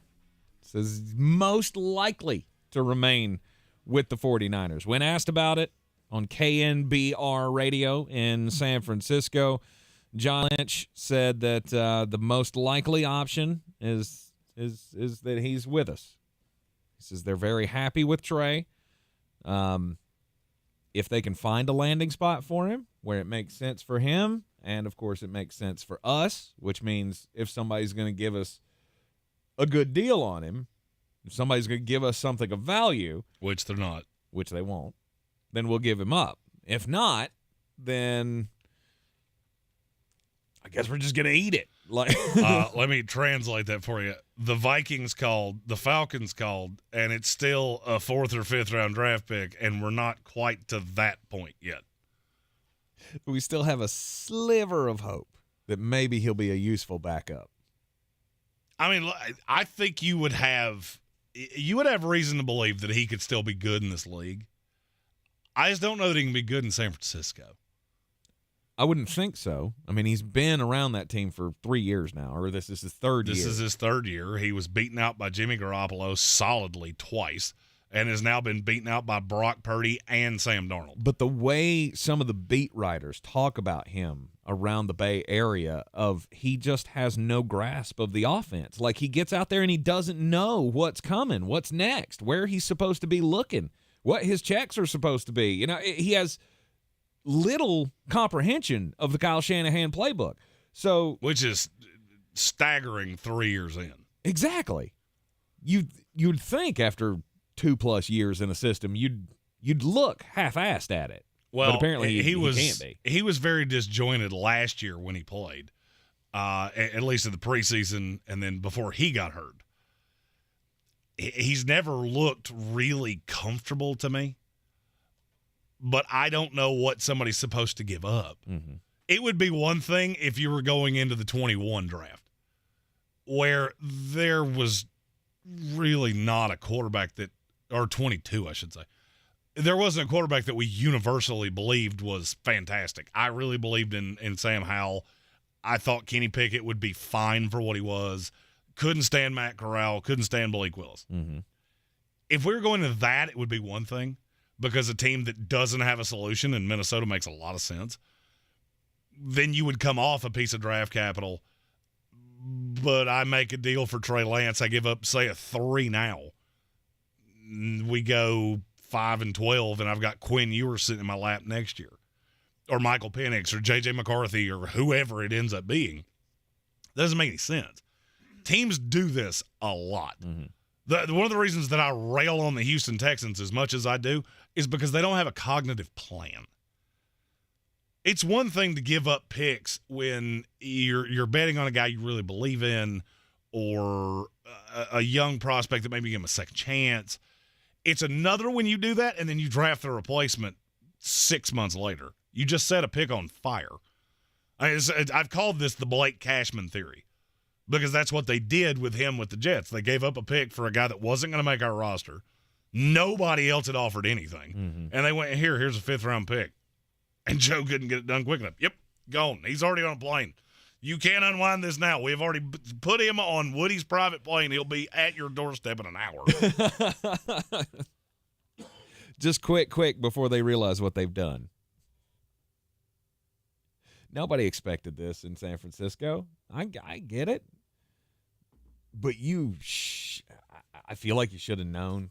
I know that he tricked some of the greatest prognosticators and talent evaluators in football. Well, you say tricked. What are you referring to in tricked? Well, that he's not good, obviously. He's not good in this system. You think he could be good in somebody else's? I hate to no end when people say things like what you just said.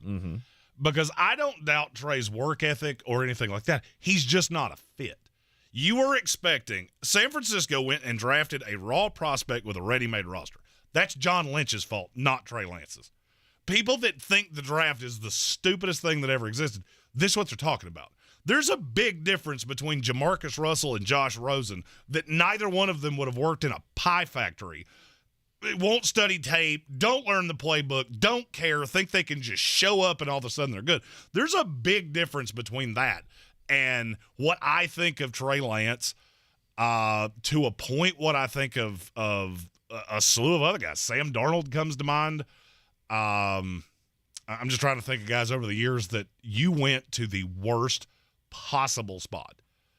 And so to say he's not good to me is just you're taking a 500-word essay and making it an 8-word sentence and saying you're doing the same thing because it's just not true. Trey Lance is a talented kid. If you remember, I screamed this the entire draft process. If you're expecting this kid to be good off the jump, you're going to be disappointed. He had thrown less than 300 passes in his college career. So now you get him in the league.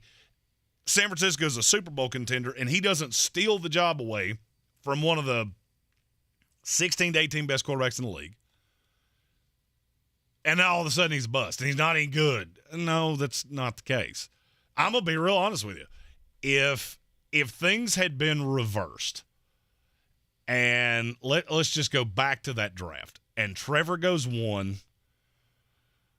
Zach Wilson goes 2, the 49ers do what we were told they wanted to do was take Mac Jones, and then Trey Lance falls 15 to Belichick. I could easily see a path that this looks very different. Because Mac Jones apparently is exactly what Kyle Shanahan wants. Unathletic quarterback that can just make the right read, make the right pass. Now, Mac probably turns it over a little bit much for his liking. And then you get Bill that tried this with Cam Newton, is actively now trying it with Malik Cunningham. I get a mobile quarterback, and he puts the time in it. New England had no expectations whatsoever. That changes the course of your career. It's one of the things that always made me laugh when people say, oh, you were so wrong on blank. No, I'm doing this for 32 teams. They're doing it for theirs. I would argue it's harder to do that than it is what I do. Because I can say a guy has talent, and all I have to do is get lucky that one of the smart teams takes him and really puts the time in him, and then all of a sudden I look smart. Weird. Mike Mayock did the exact same thing. Takes over the Raiders, could not draft to save his life. Didn't understand value, didn't understand any of that. Cleveland Farrell. He's not a bad player. He's going to have a role with the 49ers this year. But the fact you took him 4, you blew up his career. He wasn't the 4th best player in the draft.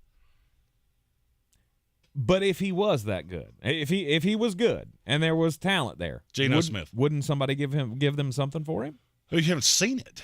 And now I don't have to. You're pressing me up against the contract. There are just more things this is not like I'm taking a rookie quarterback that I got 4 years to figure out. He's basically a rookie quarterback that's on a 3rd-year quarterback's deal. I got to make a decision on the option after this season. I don't want to take on all those headaches, especially when there's a possibility that if I give it a year, I can get him for free. I don't have to give you anything. That's how this game is played. But now in terms of would somebody give something up for him, I don't doubt that there's teams trying to do that. I know definitively Minnesota called yesterday. They were rebuffed completely. Mm-hmm. San Francisco just, nope, we're not interested in whatever it was you were trying to give. Right. Because he's from Minnesota. I think he fits in that. The fit in the Kevin O'Connell offense is a little bit more seamless to me than it was with Shanahan. Shanahan has a lot of his quarterbacks. I really need I need a seasoned quarterback. I mean, Brock Purdy is the reason he fits there, and I don't think he fits with any other team. Mm-hmm. Because he can do all the checks at the line, and he's got all of these things in place. He doesn't have much of an arm. When Shanahan's offense, that's not a big deal. That's why people like me fell for it with Trey Lance. You give me a quarterback, if he can pick up the system, he's that athletic, he's got that big of an arm, how good can that be when I've seen a lesser athletic Jimmy Garoppolo succeed? Now you sprinkle these things, and it could go to the roof. That's what John Lynch saw. Mm-hmm. Trust me, I'll bang on him for a lot of things. The trade was ignorant because you traded up not knowing what you were doing. Because he made that deal in the beginning of April, I think. So you knew Trevor was going 1, Wilson was theoretically going 2. That wasn't cemented at the time. Mm-hmm. And, well, we just believe in this quarterback class. We'll figure it out when we get there. Right. That's stupid. That's what bad teams do. So Trey Lance better than Brock Purdy? Talent-wise? Yeah. That's not close. Now, quarterback IQ, Brock Purdy threw more passes in 1 year at Iowa State than Trey Lance has thrown in the last half a decade. Right. So, yeah, of course he's better with checks and better with systemic things and how to run Kyle Shanahan's offense. Now, if you're telling me, hey, we're going to go out back here at Radio Ranch and play quarterback challenge, Trey Lance would drag Brock Purdy down the sidewalk. Okay, but all of that wraps into it all wraps into one. Mm-hmm. And if you can't do the mental side of the game, then I'm not saying he can't do the mental side.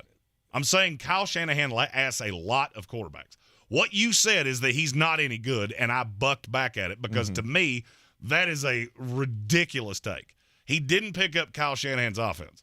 Geno Smith didn't pick up Rex Ryan's offense. And he bounced around the league, and nobody else gave him a shot till Pete Carroll went, hey, yeah, that guy that literally on short passes is as accurate as if I handed it to somebody. I can make that work. Mm-hmm. All right, was Geno Smith bad? No, he was miscast badly. He was a second-round pick that was asked to resurrect a woebegone franchise. Okay. But you slide him into Seattle, and all of a sudden he's the 5th most efficient quarterback in the league. Yeah, I mean, you can be athletic as all get out. But if you can't run an NFL offense, you're stuck entirely too much on what I'm saying about being athletic. Yes, the arm goes into it. That's your ceiling. Mm-hmm. Brock Purdy has no ceiling whatsoever. None. He will be a high-level version of Colt McCoy or a low-level version of Chase Daniel. That's it. There's no movement there. Trey Lance has a wide scope. He could be Kellen Mond, who was just cut by the Browns because 2 teams have tried to make him understand this. He can't do it. Mm-hmm. I'll look at Kellen Mond and go, yeah, he's probably not got it.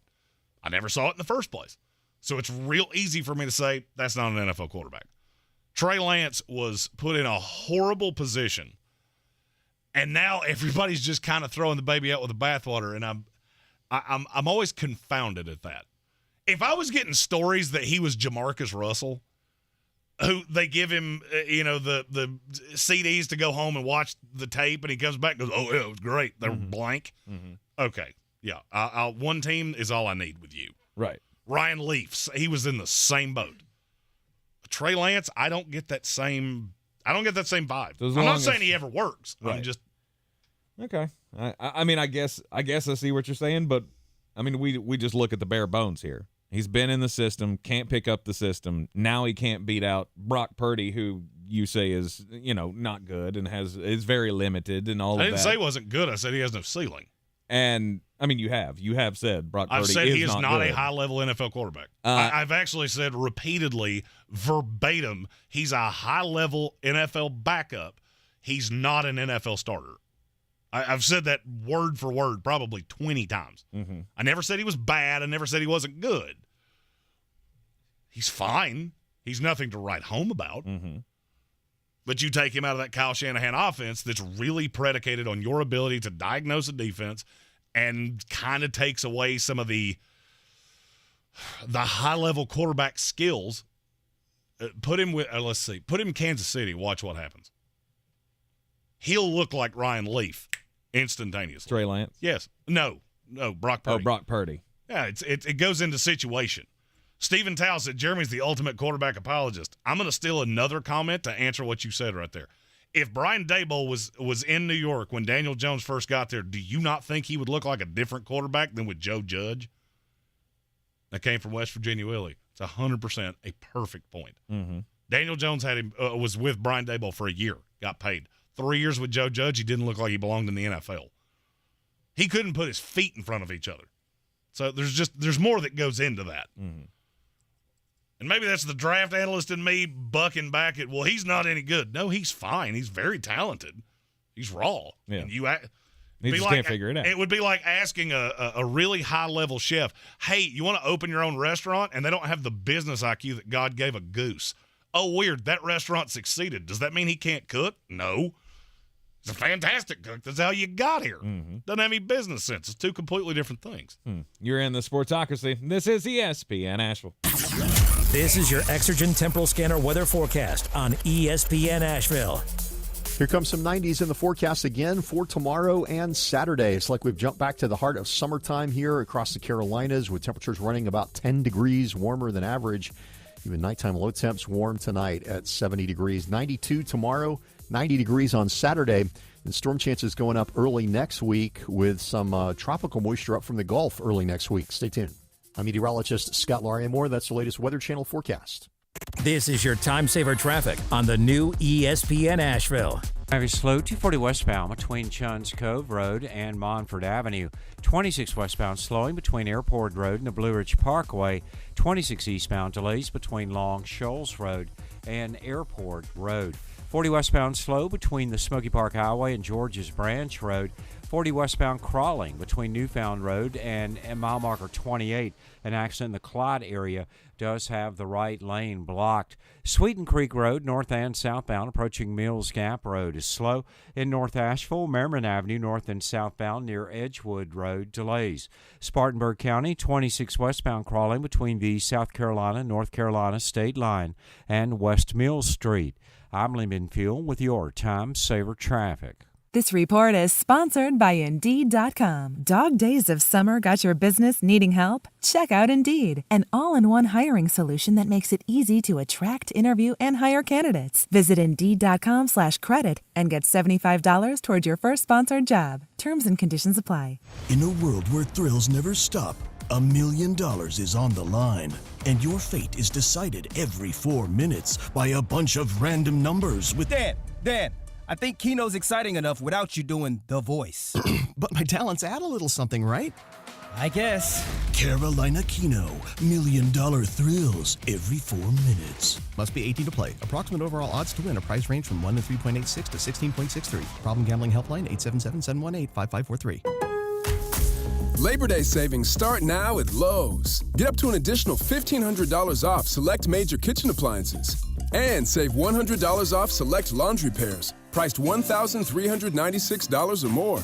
Plus, pick up the latest DeWalt PowerStack 20-volt max 5 amp-hour battery kit and get a select Bear tool free. Lowe's knows home improvement. Valid through 8/30. Appliance savings vary based on purchase amount. Exclusions apply. See Lowe's.com for details. While supplies last. It's week 2 of the Buncombe County Game of the Week, and we've got a great matchup for you. Our first chance to check out the Reynolds Rockets as they host Shelby. The Lions are a perennial power. This should be a great matchup. Bojangles Countdown to Kickoff show starts at 7. On ESPN 1400, the Mountaineers of Tuscola hit the road for the first time this season to take on Polk. Cowboy John Roden and the gang will bring you the Mountaineer pregame show starting at 7. Sports Tank Friday gets us started at 6. The best high school football coverage is on News Radio 570, WWNC, and ESPN Asheville. If cleanliness is next to godliness, look around the car right now. Is that very godly? Look, life comes at you fast, but so does WBNC Auto Detailing. They have the tools to make your interior look like it's coming off the showroom floor. You don't believe me? Check them out on Instagram. All that filth and years of stains disappear. WBNC Auto Detailing does full interior and exterior details with paint correction, and they do wax and ceramic coatings. Call WBNC Auto Detailing at 455-3700. Premium care with a Southern hospitality touch. At Ingles, whether we're celebrating Friday night rivals, televising college basketball games, bringing the Fan Fest to semi-pro soccer, or taking you out to the ball game at your minor league park, it's all in the bag. Ingles, low prices, love the savings. On the weird scale, there's Vegas, there's Florida, and there's Asheville. Let's get weird, Asheville. Welcome back into the Sportsocracy here on ESPN Asheville, 92.9 FM, 880 AM, and 1400. Let's get weird. And this looks like as good of a story as any. Springfield, Missouri. A woman from Nixa was arrested for first-degree arson after the fire department says she poured gasoline on some clothes. And then she started that fire by lighting a spicy tortilla chip. You can light a Dorito on fire. I did not know that Doritos were flammable. They are flammable. I never and they knew burn that. for a long time, too. Wow. 42-year-old Patricia Williams is being held for arson and other warrants in the incident on August the 11th. So they saw smoke coming from the back door with people standing out front. Witnesses said that she started the fire and then she was placed under arrest. Witnesses inside the house saw Williams pour the gasoline from a soda bottle onto the clothes and the floor of the laundry room. And then, it wasn't a Dorito. It was a Taki. She took one of them little Takis that actually looks like a match and lit it on fire and tossed it into the laundry room. It's $2 worth of gasoline. I mean, and what, 2 cents for a chip. And that landed you 35 years in prison. My story is about one Thomas Howie. He was just doing as you do, trying to enjoy a meal out at the lovely Olive Garden. When you're there, your family. Well, he walked away from his night at Olive Garden not quite feeling like family because he took a bite of his minestrone. It's a soup. I don't really know exactly what that is, but I've heard of it before. And he felt something dig into his cheek. He felt a stabbing pain from a sharp object that had hooked into his cheek. And so, of course, as you do, you're afraid, oh, no, have I chipped a tooth? Have I done something horrible here? So he spit it into his napkin, at which time what he discovered led him to immediately vomit in the floor of the Olive Garden. Uh-huh. It was a rat's foot. He took a picture of it, and surely to goodness, it looks like a rat's foot. Apparently, an employee of Olive Garden commented, "That's funny. We don't even put meat in our minestrone." Not the right response. So now he is suing them for $25,000 for both physical injury and mental anguish and emotional distress. That's where you lose me. All right, emotional distress, really? You have no right. You eat gas station hot dogs. We have incredibly different takes on this story. You have eaten more hooves and beaks than any person on the planet Earth, which is probably what led to your recent hospitalization. But I expect it. Like, you bite into something crunchy in a hot dog, you go, yeah, that was probably some leftover snout. A snoot should not be crunchy, just throwing that out there. That might have been a hoof. Whatever. Cartilage, something. I don't know. But if I'm having soup and there's a rat's foot in it, yeah, this guy didn't go far enough. He didn't go far enough. Well, that's a $17.8 million lawsuit right there. Shut up. You made me put rat foot in my If face. I'm a judge, I would just look at you and go, look, Joe Rogan got people to eat rats for years. $50,000. That's what you get for winning Fear Factor. Now shut up and go on. There you go. Calvin Rogers nailed it. He's suing the Italians for only $25,000. Oh, look, I mean, I don't know that you can call Olive Garden Italian. Okay, every Italian friend I have would go, that is not Italian food. But see, here's where he loses me. All right, so he had to go to the urgent care for the bleeding in his mouth. Yep. Which, no, you didn't. No, exactly. You, little tiny bit of gauze could have just. 100%. Yeah. A doctor gave him a shot to protect against tetanus and diphtheria. No, there's a good diphtheria. Whatever. I don't care. It's a disease that no one gets. The next Not time, anymore. Not since the 1920s. Yeah, exactly. The next time somebody goes, "Hey, I got diphtheria or diphtheria or whatever the stupid disease is." That's one of those that's in it. There's a line of that. There's a line about diphtheria in every cowboy movie you've ever seen. They got the diphtheria. Because they were eating animals that they slaughtered that horse on Tuesday and they're afraid to start turning. In his suit, Mr. Howie said he still feels an aversion to eating meat and struggles to dine at any restaurants where he cannot see the food being prepared. He also said he has continued to vomit and felt unable to eat anything but plain crackers. See, that's where you lose me. All right. Because, no, you didn't. All right. You're milking this. Don't know. You're milking this to the highest degree. Do I think it's okay that you ate Ratatouille's hoof? No, I don't. Okay? You got a bit of Fievel, and I'm willing to compensate you for that. But only $25,000. I mean, I could go all the way to 50. Like I said, Joe Rogan's been feeding people rats for years. $50,000. Done. But don't give me this, oh, now I can only eat crackers and nobody could give me food that I didn't see him prepare. I need a picture. I need to see a picture of this guy. Yeah, here's the thing. All right, I will pay you $1 million, but I'm going to put you in a room with a camera, and I'm only going to give you crackers for 14 days. If you can survive that, which you won't, I'll give you $1 million. Right. Promise you, by day 4, you're like, I need food. I might eat that rat. Will somebody go get me Taco Bell? Which, honestly, might have gotten worse than that rat's hoof. And you'll know what? You'll eat it, and you'll like it because it's awesome. Yep. Lots of larvae in that meat. I don't worry about any. I just don't. Like, I go out to eat all the time, and I'm kind of a jackass. So I mean, I'm sure at some point somebody's probably giving my food the old 100% the old treatment, the waiting treatment. Yeah, well, if you ever saw that movie, I try not to think about that. I'm just thinking somebody might have, Oh, they've 100% done that to your food. If you complained about it, 100%. We're gonna get one over on that guy. I've never in my life complained about food. Good. I've never sent food back. Good. You never send food back. And if you dine with me and you send food back, it will be the last time you dine with me because I'm afraid that I'm going to get the pig snoot that was meant for you because they're trying to – and then they get me. Yeah, I will power my way through a cold, raw steak. See, for me, you can't make it too raw. If you sear it on each side and it's clinically dead, I'm gonna eat it. Yeah.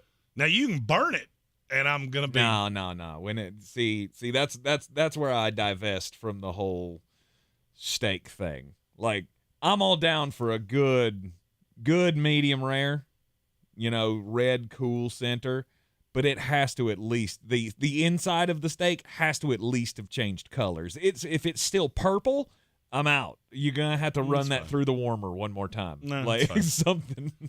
No, it's fine. I just don't want to see any gray. Like, if I see anything in my steak that's not, it has to be a shade of red. Yeah. It can be red, it can be pink, it can be purple. I don't care.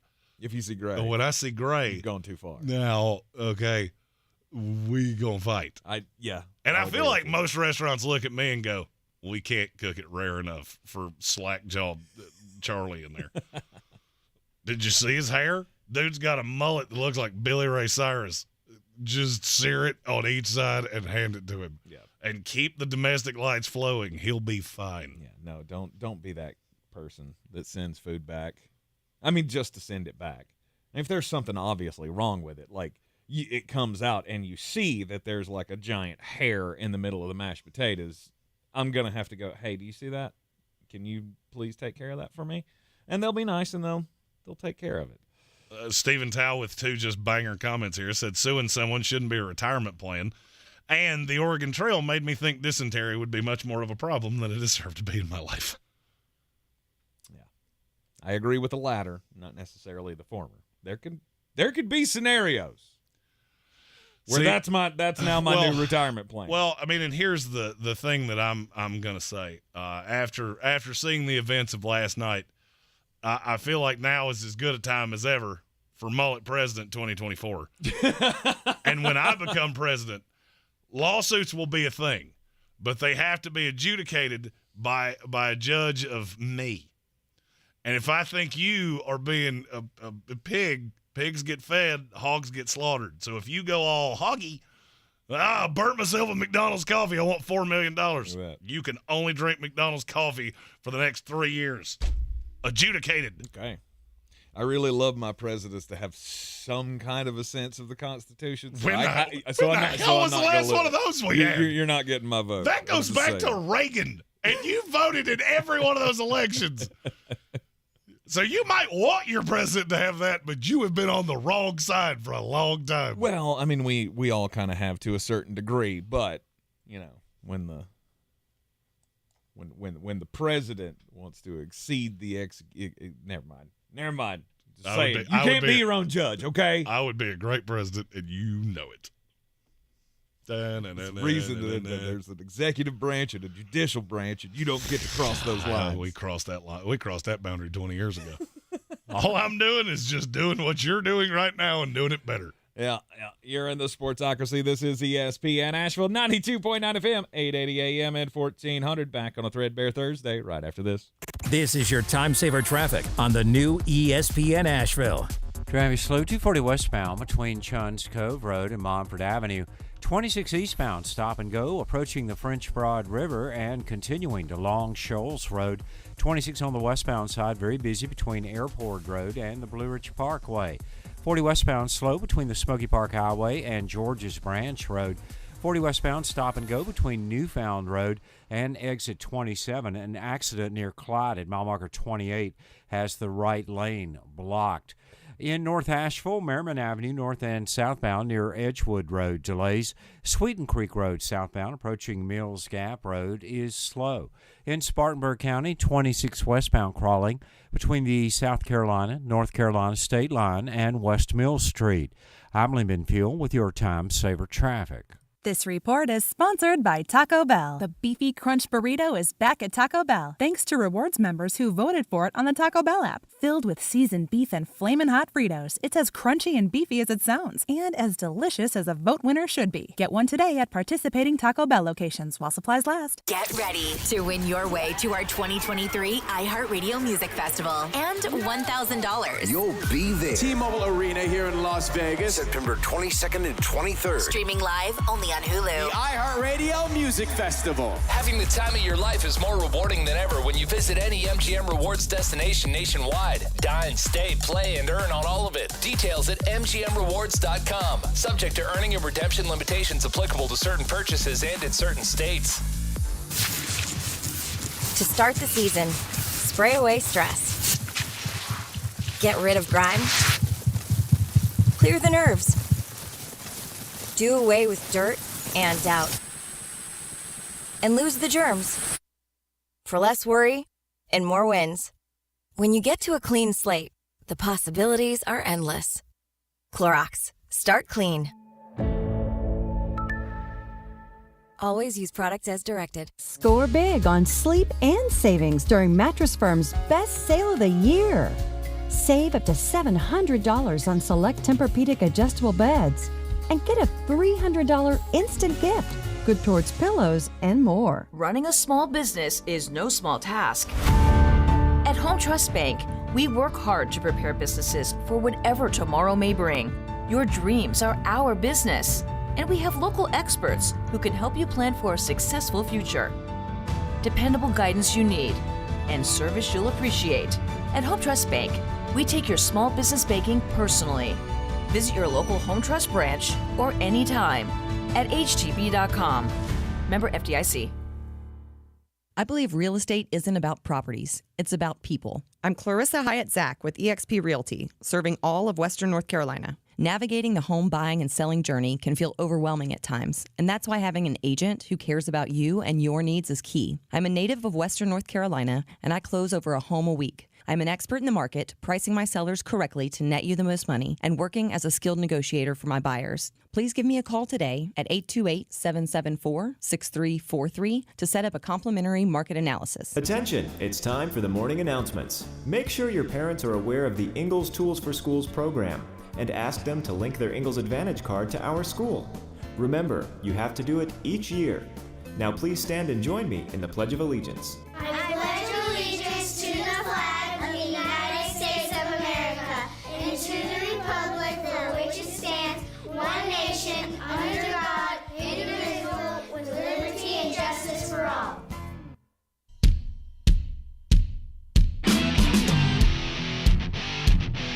The Sportsocracy. You are a regular nuclear meltdown. You better cool off.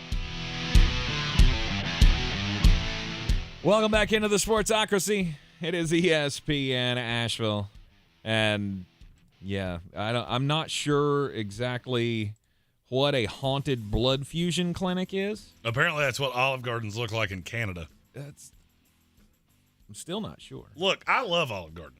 There are very few places on this planet that you can show up and they'll just plow you with unlimited breadsticks and bottomless salad and artery-clogging tour of Italy. Ooh. Don't say that. I'm having flashbacks. Yeah, I think I for real have like PTSD. Yeah, from my infarction on Friday. Yeah, you said something about anytime you think about bad for you food, anything, you just go, anything. So if you're just joining us and you weren't aware, I was working on a heart attack on Friday.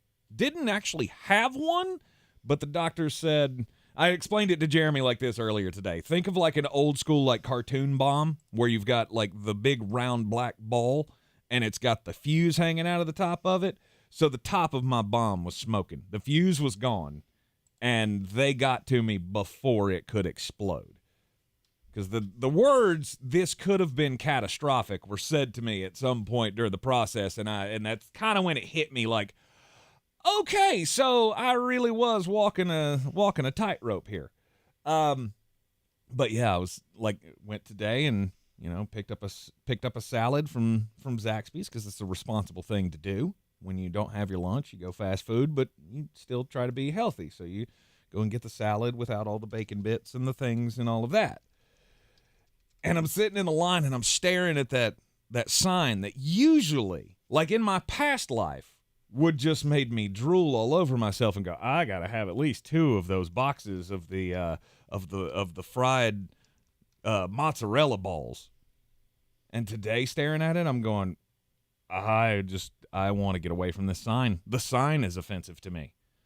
The thought of putting a cigarette in my hand right now makes me queasy. Because and now that's just another difference between the two of us, because those two things in my head make me go, woohoo! Better watch your cholesterol, buddy. That's all right. I'm here for a good time, not a long time. Yep. And it only takes one infarction for you to go, yeah, you know what? I'm going to get me a Fitbit and start getting my 8,000 steps in every day. I haven't had one of those, so I can't tell you how I would respond. I'm going to go out on a limb and say it probably wouldn't be that. All right, we got the Sports Center update coming up at the top of the hour. I do want to take this opportunity to, again, thank everybody who has reached out and checked on me and made sure that I'm doing fine. And, yes, I am doing fine, and I'm going to be back better than ever real soon. And you can probably bet that I'm gonna be living pretty healthy here for the next little while anyway. We've got the daily draft coming up after the Sports Center update. Hang with us. This is your Exergen Temporal Scanner weather forecast on ESPN Asheville. Here comes some 90s in the forecast again for tomorrow and Saturday. It's like we've jumped back to the heart of summertime here across the Carolinas, with temperatures running about 10 degrees warmer than average. Even nighttime low temps warm tonight at 70 degrees. 92 tomorrow, 90 degrees on Saturday. And storm chances going up early next week with some tropical moisture up from the Gulf early next week. Stay tuned. I'm meteorologist Scott Lauriamore. That's the latest Weather Channel forecast. This is your time saver traffic on the new ESPN Asheville. Traffic slow 240 westbound between Chuns Cove Road and Montford Avenue. 26 eastbound stop and go approaching the French Broad River and continuing to Long Shoals Road. 26 on the westbound side, very busy between Airport Road and the Blue Ridge Parkway. 40 westbound slow between the Smoky Park Highway and George's Branch Road. 40 westbound stop and go between Newfound Road and exit 27. An accident near Clyde at mile marker 28 has the right lane blocked. In North Asheville, Merriman Avenue north and southbound near Edgewood Road delays. Sweeten Creek Road southbound approaching Mills Gap Road is slow. In Spartanburg County, 26 westbound crawling between the South Carolina, North Carolina state line and West Mill Street. I'm Lee Benfield with your Time Saver Traffic. This report is sponsored by eBay Motors. You do anything to keep your vehicle happy. Let's make sure it stays running smoothly. With eBay Guaranteed Fit, the right parts are just a click away. When you see the green check, you know that part will fit. Get the right parts at the right prices. ebaymotors.com. Let's ride. Eligible items only. Exclusions apply. The Sportsocracy. Ice up, son. Ice up. From the Ingles Studios, this is ESPN Asheville, WPEK, W225CJ Fairview, WMXF Waynesville, and iHeart Radio Station. This is SportsCenter. I'm Doug Brown. Broncos receiver Jerry Jeudy will have an MRI on his right hamstring. He was carted off the practice field today during a joint practice with the Rams. Seahawks safety Jamal Adams is activated from the PUP list today. He's been out since a quad injury in last year's season opener. The Vikings cut wideout N'Keal Harry, who signed with the team less than 3 weeks ago. Harry was a first-round pick by the Patriots back in 2019. With a torn ligament in his right elbow, Shohei Ohtani won't pitch again this year for the Angels, but ESPN's Tim Kurkjian says he'll probably be the American League MVP for a second time. He's going to be a DH the rest of the year, and he's probably going to hit 50 homers. So you take a 50-homer season with that great pitching, I think that's going to be enough to make him the MVP again. Tim Kurkjian, the Lakers will unveil a Kobe Bryant statue outside their arena. The date of the ceremony, 2/8/24, a tribute to Bryant's numbers and the number 2 worn by his daughter Gianna in youth basketball. Both were killed in a 2020 helicopter crash. If you need last-minute hires in no time, you need Indeed. Their integrated hiring solution lets you schedule and conduct video interviews all in one place. Finding your next great hire has never been more streamlined. Get hiring at Indeed.com/credit. Now your chance at $1,000 and a trip to our 2023 iHeartRadio Music Festival. Text the nationwide keyword FESTIVAL to 200-200. You'll get a confirmation text and info. Standard data and message rates apply in this nationwide contest. That's FESTIVAL to 200-200. He's a degenerate gambler. You are a smelly pirate hooker. And he's cheaper than oxygen. He's useless. But somehow, they make it work. Jeremy Greene, Tank Spencer. There's no holding back in the Sportsocracy, presented by Ingles Supermarkets.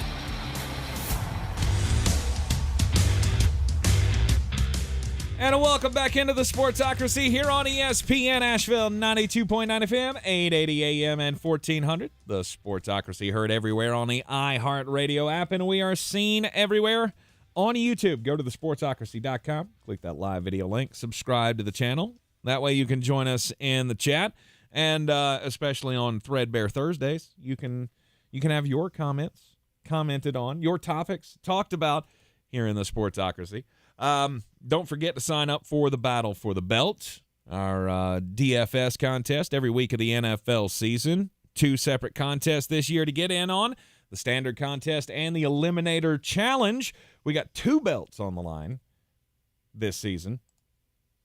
And again, the proceeds go into the greatest charities that's ever existed. The Eblen Charities St. Nicholas Project, providing Christmas gifts for needy families in the Buncombe County area, Western North Carolina. We support them each and every year and are glad to be able to do it once again. So the 2 contests available. All the links are in the description of the YouTube video. QR codes posted on the screen as we speak. They're also up on the website as well, thesportsocracy.com. Top of the 3rd hour of the program, Daily Draft Time. And Patrick Holt really wants us to do fast food breakfast items. Yeah, but I'm worthless at that because I don't eat breakfast like ever. Yeah, and he would go menu at Wendy's.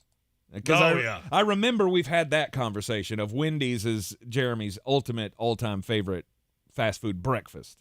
Yeah, because they didn't do breakfast, and then when they did, they went, hey, we just do this better than the rest of it. Right, we own breakfast now.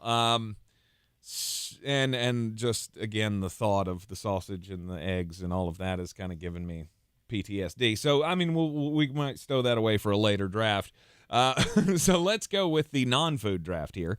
And it was Stephen Tao who suggested mascots in all sports. Best mascots in all sports.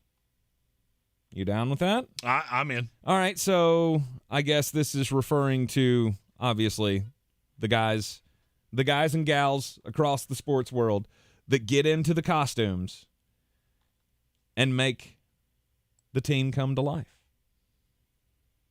First pick, I guess, is me. That is you.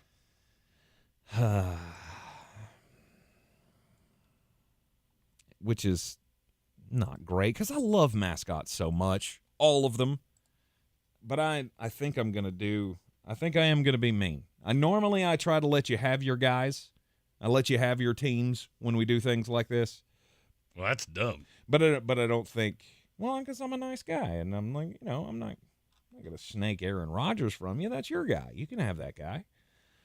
Oh, look at you. But I can't let you do it with Rocky. That's your number one? He's my number one. Rocky from the Denver Nuggets. He is to me the best mascot in all of sports because I mean you could just do more things as a mascot at an NBA game than you can at an NFL game. I mean, I'm not saying there aren't NFL mascots that are going to be on this list, that are going to get picked later in this draft. They absolutely are. But, I mean, Rocky does all of the things. I mean, from surfing down the aisles to doing the flip dunks off of the trampolines and, coming down from the rafters and all of the things. Plus, he makes more coin than anybody else doing that job. So you got to give respect where respect is due, right? I mean, he certainly did well for himself financially. I'll go ahead and tell you, yes, that's my guy, but it wasn't going to be either of my first two choices. Okay. I'm going to hit a double play of Philadelphia mascots. There you go. It's the Fanatic and Gritty. The Fanatic and Gritty. Good for you. I mean, those are clearly the best two in sports, and I'm not sure it's really all that close. Because for me, I couldn't find a way. I thought you were going to I was certain you were taking the Fanatic one. Nah. Didn't even think about it. Just Rocky. Okay. No. I mean, I thought of a baseball mascot, but that wasn't it. And I get why you did that. I mean, the Philly Fanatic's he's one of the most famous mascots in all of sports. Absolutely. There's no I have a Philly Fanatic autograph baseball card at my house because he came to McCormick Field one time. And I think that was remember those old red bordered, I think they were score cards that we had back in the 90s, and they had the mascots on them. Yeah, I'm a big fan. So you did well. And since Grady came along with the Philadelphia Flyers, I mean, he's taken over social media. Like, yes. He's the number one social media mascot. Probably. He is. There's another one that's close that's also on my list, and I don't think you're going to take him, so I don't have to take him for a bit. Patrick Holt says Jeremy's already won. Correct. I feel like he's exactly right. I do love high-flying stunts. And nobody does high-flying stunts like Jackson DeVille from the Jacksonville Jaguars. That guy takes it to another level. Because he goes like top of the scoreboard type stuff. I would say he's definitely not definitively, but one of the best mascots in the NFL. Mm-hmm. He's definitely high up on the list. And then after him, there's so many. But I guess I got to go iconic mascots. And I took Rocky 1 because, well, I mean, I think he's the best. He puts on the best show. But when you're talking iconic NBA mascots, to me, it's the gorilla and nobody else. It's the Phoenix Suns gorilla. Go Gorilla, I think is his name, his official name. I believe that's right. I mean, not too many mascots get a prime spot on Monday Night Raw and end up being Pete Rose. I will never forget that. Do you I don't know. Were you watching? Were you watching in those days? I didn't. When I've seen it on social media, I didn't see it necessarily. When it was Pete Rose dressed up as the gorilla, and he got tombstoned by Kane or Undertaker or somebody. I was pretty sure Pete Rose was the chicken. No, I think he was. I think he was the gorilla. I could be wrong, but I thought he was the chicken. Yeah. I think they've done that gimmick a couple of times. I don't think it's always been Pete Rose, but I'll have to search and see. Well, you took you took my 5, and you took my 6, but I still have my 3 and my 4. And your 4, okay. My 3 is the sausages from Milwaukee. Yeah, okay, but why? Why? Yeah, I mean the sausage race is fun, I guess, but because it's a bunch of sausages. In the same week that Gary Busey goes crazy and starts talking about buttered sausage, we ask about mascots, and you really didn't think I was taking the ones from Milwaukee? Really? I also thought you're a baseball guy, so I had to do that quicker. Mm-hmm. And then, to me, the ultimate social media mascot, Blue from the Indianapolis Colts. First of all, he just trucks kids at halftime. Like, oh, we're going to play a mascot football game, and Blue just goes Barry Sanders, Bo Jackson, and Derek Thomas all wrapped up in one. Yeah. Plus, he does that little dance with the hula hoop, which is also my favorite dance, according to HWA. All right, my next selection. You're right. I am a baseball fan, and I didn't think I was going to have to take this early, so I'm glad that I didn't. It's the San Diego Chicken, because I mean, yeah, he was San Diego Padres, obviously, but I mean, he traveled every ballpark in this country for 40 years, I think, bringing joy to all of the masses. That was one of those like back in the 80s when you lived in a minor league town, as I did growing up here in Asheville, North Carolina. When the famous chicken came to town, you made it a point to go to the ballpark because you knew you were going to get to see some type of a cool show that you didn't normally get to see on just any regular night. I mean, we all loved Teddy the Tourist, right? But he didn't get cool skits and things like the San Diego Chicken did when he came to town. So the famous chicken had to be in this. And you know what? You said the sausages. To me, that's not even the best mascot race in baseball. Oh, you're going it's the presidents. The Washington Nationals presidents. That's a funnier race to me than the sausages. See, to me, the presidents was funny the first time I saw it, and then it was over. And the one that makes it for me is Teddy. Because for some reason, every mascot is like, oh, that one's cool, that one's cool. Teddy, what did y'all do to Teddy? Why does he got such a weird-looking face? Well, I would agree with you on the racing presidents if if they rotated presidents, but it's always the same 4. I mean, if one time they just broke out what am I doing here? And he just like ran the wrong direction or took a nap or something, Then Been working out for half an hour. that's for an hour top and a half. 3. Or you get a Trump one and it just starts screaming at somebody in the outfield for 20 minutes. You get the Bill Clinton one that just swerves off and It's got chases a fan all of a sudden. Yeah, it's got a saxophone and it chases another mascot in a blue dress. See, that would be funny. That would be great. That would be top 3. That would be great. But they've stuck with the same ones forever. Absolutely. All right. So the final selection for Jeremy Greene here in the best mascots in all of sports. You know what? I know you're not going to take one of these in the undrafted free agents, so I'm going to save it. It's Mr. Matt. Yeah. It's Mr. Matt. Okay. Mr. Matt is awesome. I grew up a Mets fan. I thought he was the coolest mascot when I was a child, so I will hearken back to the days of yore and the talking baseball. Mr. Redlegs from the Reds is also a formidable choice, but I couldn't take that one. Okay. All right. There are several that we have not mentioned that are really good ones, really iconic ones. Let's do the UDFA. All right, I'll let you go first. And then we'll do the cleanup on this one. I feel like you're trailing right now, so I'll let you go first. You feel like I'm trailing? Mm-hmm. I mean, I usually do, but this is a time that I actually think you're trailing, and I actually think you could beat me if you said one name. But there's only one name.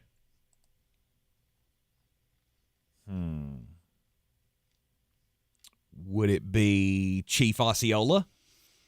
No, because that's not. I was just curious. That's not my selection. I'm just curious. That's technically the mascot's a renegade, and they have a horse. It's the horse. Osceola literally comes in, throws the spear, and you don't see him again. You might see him one or two more times over the course of the day. Right. So I do have one from college football, and it's the leprechaun. The Notre Dame leprechaun is so iconic, and the fact that it's not a costume and it's always a different person. I mean, not always, but it's a different student year to year for the most part, because the one graduates and then they bring in another one, and they're always super athletic. Just to me, it's a highlight of Notre Dame athletics. Okay. I mean, I get it. I didn't really take any college mascots into account, if I was being really honest. You were just thinking pro sports. I was, and now you've opened up a few to me. Now I'm trying to think if there's anyone. Is there anyone I would? Yeah, you know what? I'm going to take Brutus Buckeye. Okay. I hadn't thought of college, so that would Leprechaun probably would have been my one. Brutus is not bad. That's not a bad choice. Hell, we could do this just on college mascots. Oh, I totally agree. Who's the worst one? The worst college mascot? There's one. The Stanford Tree. Okay, that would have been my 2. The Stanford Tree is no. It's the Penn State Nittany Lion. That's the first thing we've agreed on all day. The Penn State Nittany Lion that still looks like he was made out of a sock from 1938. Yeah, hey, you know what? We figured out what sewing machines are. Maybe you could fix the costume. Fix the face. Your program makes $100 million a year. Fix that weird cat that looks like it belongs in a child's puppet show from 1952.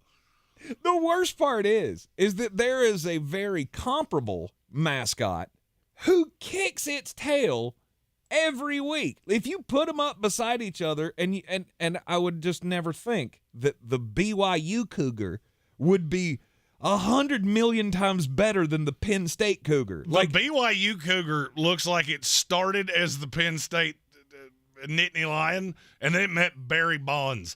And it really developed an affinity for HGH. But see, that's how this is supposed to go, right? This is how costumes are supposed to evolve over time. Things are supposed to get better over time. Like, go back, think of one of my favorite television shows is Family Guy. You go back to the first season of Family Guy and watch that. And then look to where they are now. Or The Simpsons. Like, remember how, like, cat scratchy and blocky that looked in the early, 1986 or 87, whenever it first came out? And then the animation got better over time. It's like Penn State got this costume and they went, nope, that's it. We got to stop with this costume. This is the only costume we're ever going to have. We're done forever. Doesn't matter. Endowments, none of it matters. We will have this weird, creepy cat that will haunt your nightmares forever. I had completely forgotten about that. But the Stanford tree is supremely ridiculous. Well, it also just tells me that this is how little you care about athletics. Your mascot is a tree. Mark Bradley said he thought Osceola and Renegade was where I was going to go early. I didn't really take any human mascots into account. Like, I was thinking costume. Mm-hmm. And Florida State has a Renegade, so it's a horse that's not the actual horse that comes out at basketball games. And it's fine, but it's very cartoony. Mm-hmm. And I don't like it. And I didn't want anybody to think that's what I had actually taken. Right. So many ways that you could go with this category. I mean, I think we hit the nail on the head here of basically dudes or females, I guess, in costume. But you could go like real life mascots. You got to have the bull or the buffalo from Colorado. He's got to be high on Ralphie. the list. Yeah, Ralphie. Shocked Benny the Bull didn't get drafted in this. Ugga, number 1 pick, not close. It's the most loved mascot in all of sports. It's been proven. And it's been proven. Yeah, time by and Georgia time again. fans. You have a fat dog that probably sits in the heat with M&Ms in its jowls, and you think that's better than a sweet horse coming out with Osceola on it with a flaming spear. Yep. You're in the Sportsocracy. This is ESPN Asheville. This is your time saver traffic on the new ESPN Asheville. Driving slow, 240 westbound between Chun's Cove Road and Montford Avenue. 26 eastbound is crawling, approaching Bavard Road, continuing to Long Shoals Road. 26 westbound, stop and go west of Airport Road to the Blue Ridge Parkway. 40 westbound, slow between the Smoky Park Highway and George's Branch Road. 40 westbound, then slow between Newfound Road and NC 215. An accident New Leicester Highway at Chamberlain Drive has the left lane blocked in each direction. Hendersonville Road southbound, stop and go between Biltmore Forest and Overlook Road. Sweeten Creek Road southbound, stop and go between the Blue Ridge Parkway and Mills Gap Road. In Spartanburg, 26 westbound crawling between the South Carolina-North Carolina state line and West Mills Street. I'm Lyndon Fuel with your Time Saver Traffic. This report is sponsored by eBay Motors. You do anything to keep your vehicle happy. Let's make sure it stays running smoothly. With eBay Guaranteed Fit, the right parts are just a click away. When you see the green check, you know that part will fit. Get the right parts at the right prices. ebaymotors.com. Let's ride. Eligible items only. Exclusions apply. Discover credit cards automatically double all the cash back you earn at the end of your first year, which means... Wait, hold up. Question for the audio engineer. Go ahead. Did I read that right? Discover automatically doubles all your cash back? Yeah, that's what the script says. So if I get a Discover card right now, I can earn twice the cash back. Apparently. Wait! Unlimited first-year cash back match. Only from Discover. See terms and learn more at discover.com/match. In a world where thrills never stop, $1 million is on the line. And your fate is decided every 4 minutes by a bunch of random numbers with... Dan, I think Keno's exciting enough without you doing the voice. But my talents add a little something, right? I guess. Carolina Keno, $1 million thrills every 4 minutes. Must be 18 to play. Approximate overall odds to win. A price range from 1 to 3.86 to 16.63. Problem gambling helpline 877-718-5543. Gillette Intimate gives guys a gentle and easy shave on there. And around there. And even under there. Don't treat your groin like junk. Respect it with Gillette Intimate, the best a man can get. Buy now at a retailer near you. Running a small business is no small task. At Home Trust Bank, we work hard to prepare businesses for whatever tomorrow may bring. Your dreams are our business, and we have local experts who can help you plan for a successful future. Dependable guidance you need, and service you'll appreciate. At Home Trust Bank, We take your small business baking personally. Visit your local Home Trust branch or anytime at htb.com. Member FDIC. Rogue Combat Club, Asheville's home for comprehensive martial arts training, has a goal for our community, one that's stronger, more fit, and unwavers in its support of one another. Rogue Combat Club's instructors have competed at the highest levels and offer classes for everyone from young children to adults in Brazilian Jiu-Jitsu, Muay Thai, and wrestling. Rogue Combat Club classes can help you boost your self-confidence and self-defense skills while weeding out the egos and intimidation found at other gyms. Join today at roguecombatclub.com. At Ingles, we're proud to sponsor area athletics at all levels. Whether we're building new fields for T-ball, celebrating Friday night rivals, televising college basketball games, bringing the Fan Fest to semi-pro soccer, or taking you out to the ball game at your minor league park. We're here for the fans. No one gets the dedication to the home team like you guys. And we've got all the sports you can handle. It's all in the bag. Ingles. Low prices. Love the savings.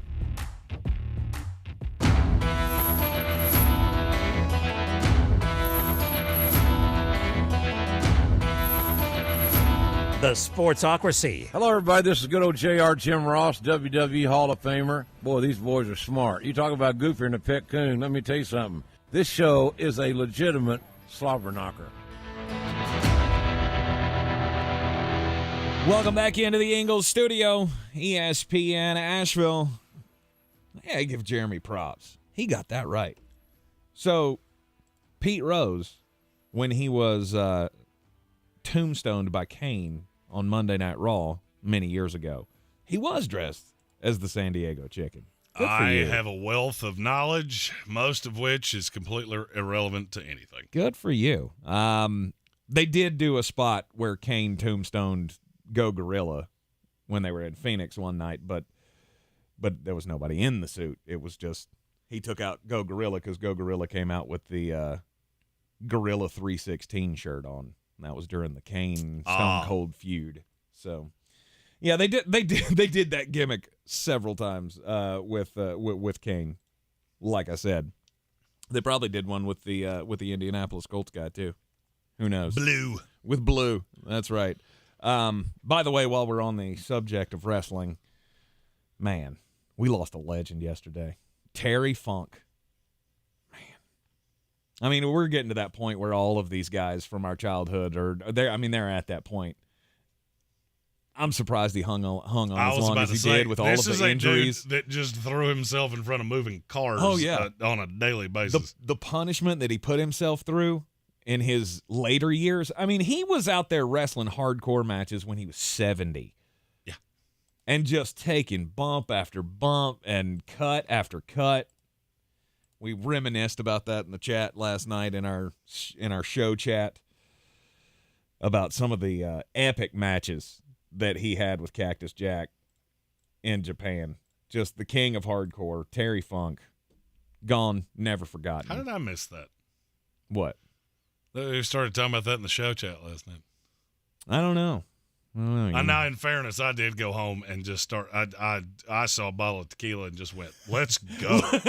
It's time to turn this one up. Go. We're being carb conscious tonight. And the same thing may happen tonight. Maybe. Look, it's a delicate vessel, and it requires a lot to keep it running. Right. So anyway, yeah, that was one of those tearjerker moments yesterday of that's a loss for the wrestling community. We got a super chat from Eric Miller. I'm your huckleberry. Says the Mariners going to make a run at the AL West. Big money. Let's go. Where are the Milwaukee Bears right now? Oh, we're not talking about basketball? My bad. Stop that. Mariners a game and a half out of first place in the AL West, and Cal Raleigh from Smoky Mountain. He's been hitting dangers left and right all season long. And I played a clip, and maybe you can answer this for me, Eric. I played a clip yesterday during my sports report on 570 WWNC, and they called him like the Big Dumper or something. That would have That's been my a nickname. horrible. That's a horrible nickname for and the big dumper does it again. Like, yeah, did Khaled not at some point not go, hey, guys, can we not do that? I don't care what you call me, but couldn't it be anything but that? Here comes the big grumper, ladies and gentlemen. That's pretty horrible. Good Lord. I never had a nickname until I was in my 30s. But now I have like 6. Yeah. Seattle Mariners making that run, and you got a little closer to the Houston Astros today because they decided not to show up against the Boston Red Sox.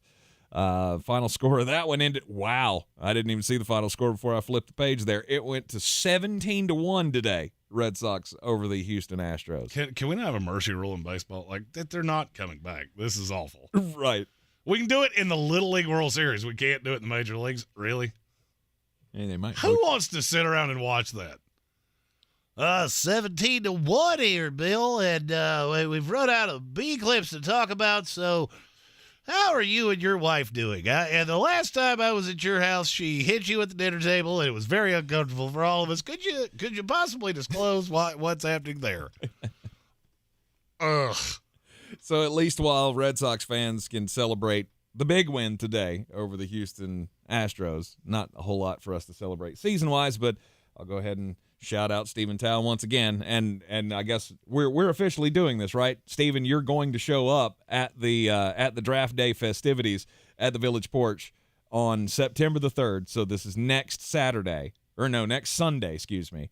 We're going to have the all-day festivities, fantasy drafts in the morning, and then at night the LSU FSU. But you're bringing the pie, or do I need to bring the pie so you can pie me in the face for your Orioles beating my Red Sox not only last year, but this year as well?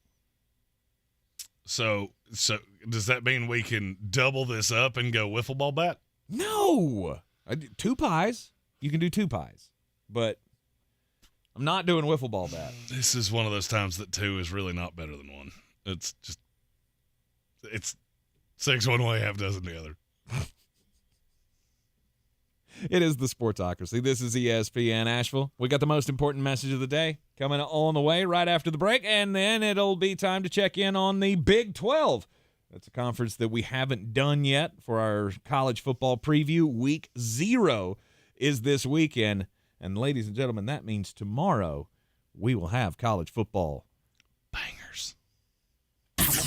This is your Exergen Temporal Scanner weather forecast on ESPN Asheville. Here comes some 90s in the forecast again for tomorrow and Saturday. It's like we've jumped back to the heart of summertime here across the Carolinas, with temperatures running about 10 degrees warmer than average. Even nighttime low temps warm tonight at 70 degrees. 92 tomorrow, 90 degrees on Saturday. And storm chances going up early next week with some tropical moisture up from the Gulf early next week. Stay tuned. I'm meteorologist Scott Lauriamore. That's the latest Weather Channel forecast. This is your time saver traffic on the new ESPN Asheville. Driving slow, 240 westbound between Chun's Cove Road and Montford Avenue.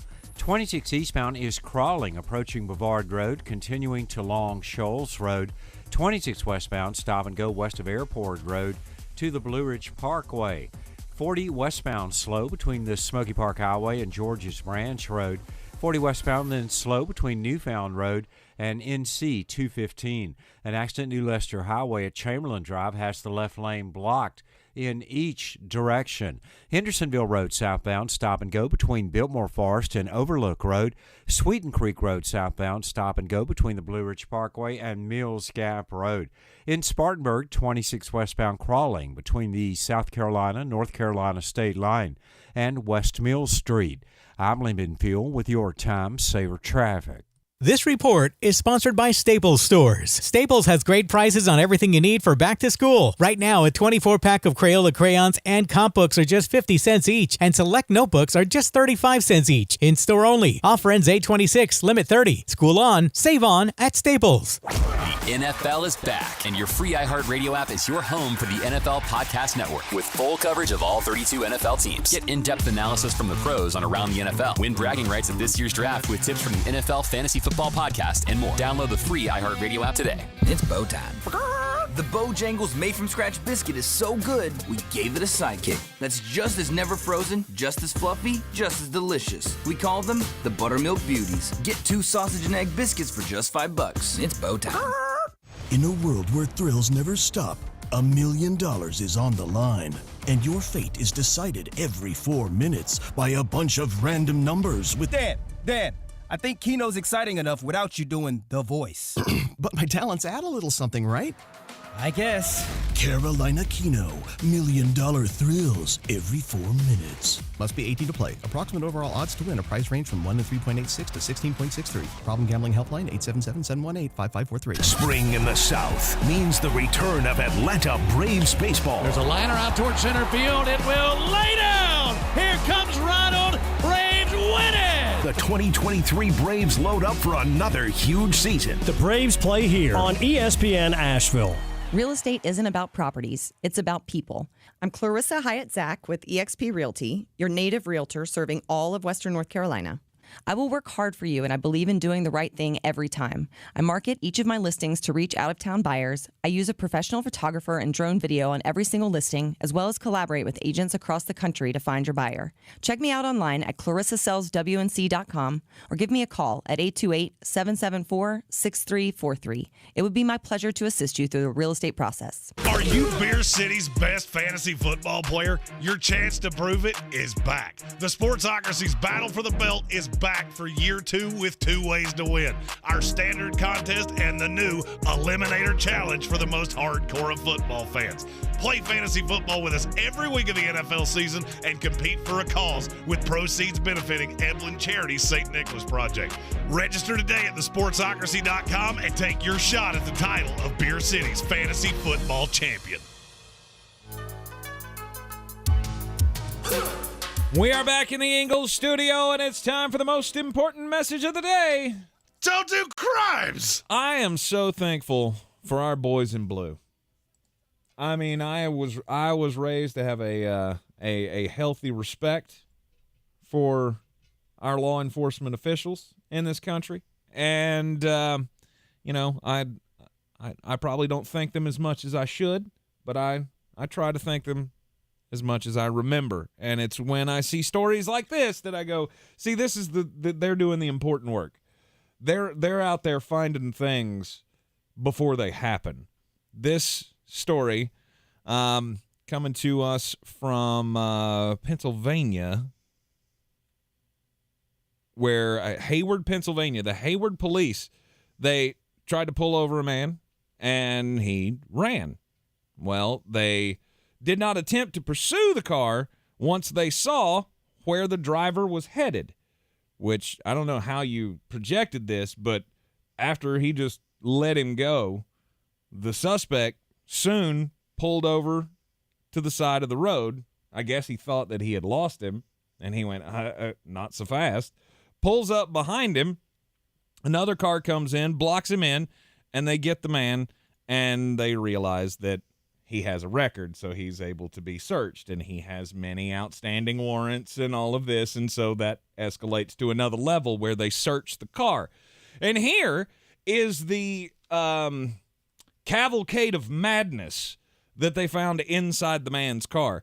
Officers located machetes, a club with metal spikes, large fixed-blade knives, a CO2 arrow gun, a lock-picking set, ammunition, nearly 2 pounds of unsealed marijuana, and among the burglary and robbery tools, a mask depicting several horror characters. There were a couple of what looks like, there's a Chucky mask, first off, and then the others, well, I was going to say those are like Michael Myers masks, but not really. Those are more like, what was that movie with Queen Latifah, where they just had the white masks on there? I have no idea, Bob.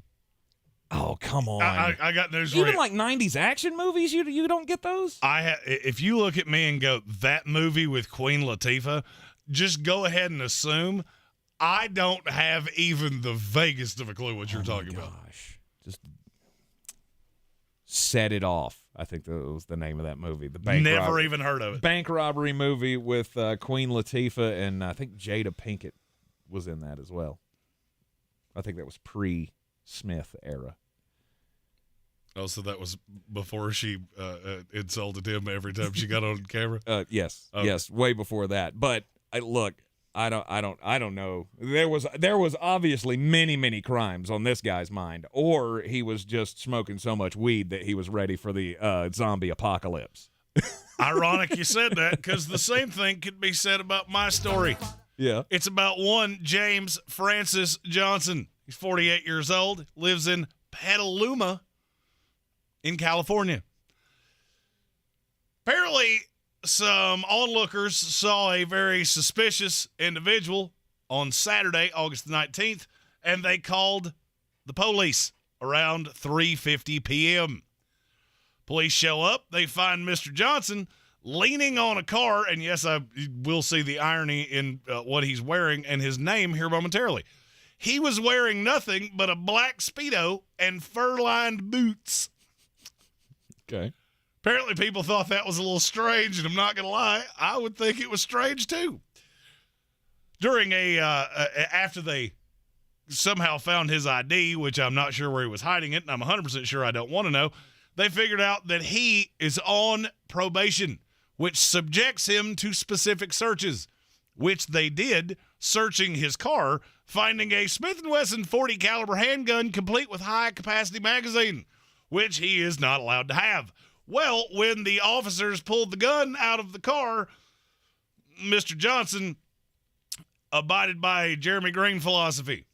Nobody wants to fight the naked guy. So when they tried to arrest him, he decided to fight back and pull down his Speedo because no one wants to fight the naked man. After a brief struggle, he was subdued and taken to the Petaluma Police Department for booking. Petaluma. Now, here's my question. If you are on probation and you're doing crimes, why would you draw attention to yourself by being the naked man in the furry boots? Don't have a good answer for that. Always had a philosophy. If you're going to rob a bank, don't run red lights. It's just more reason for people to look at you. Don't do crimes. Don't do them in general, but if you're doing crimes, don't do more crimes to make you more obvious to police. That's just stupid. Just stupid. It is the Sportsocracy. This is ESPN Asheville, week 0 of the college football season.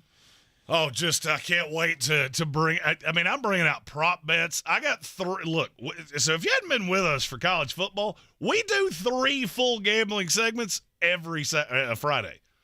And frankly, Jeremy digs deep to make it happen. I'm doing that tomorrow. See, for me, this is like my preseason. And I'm excited. This is where you got to prove your mettle week 1. Oh, I got some bangers.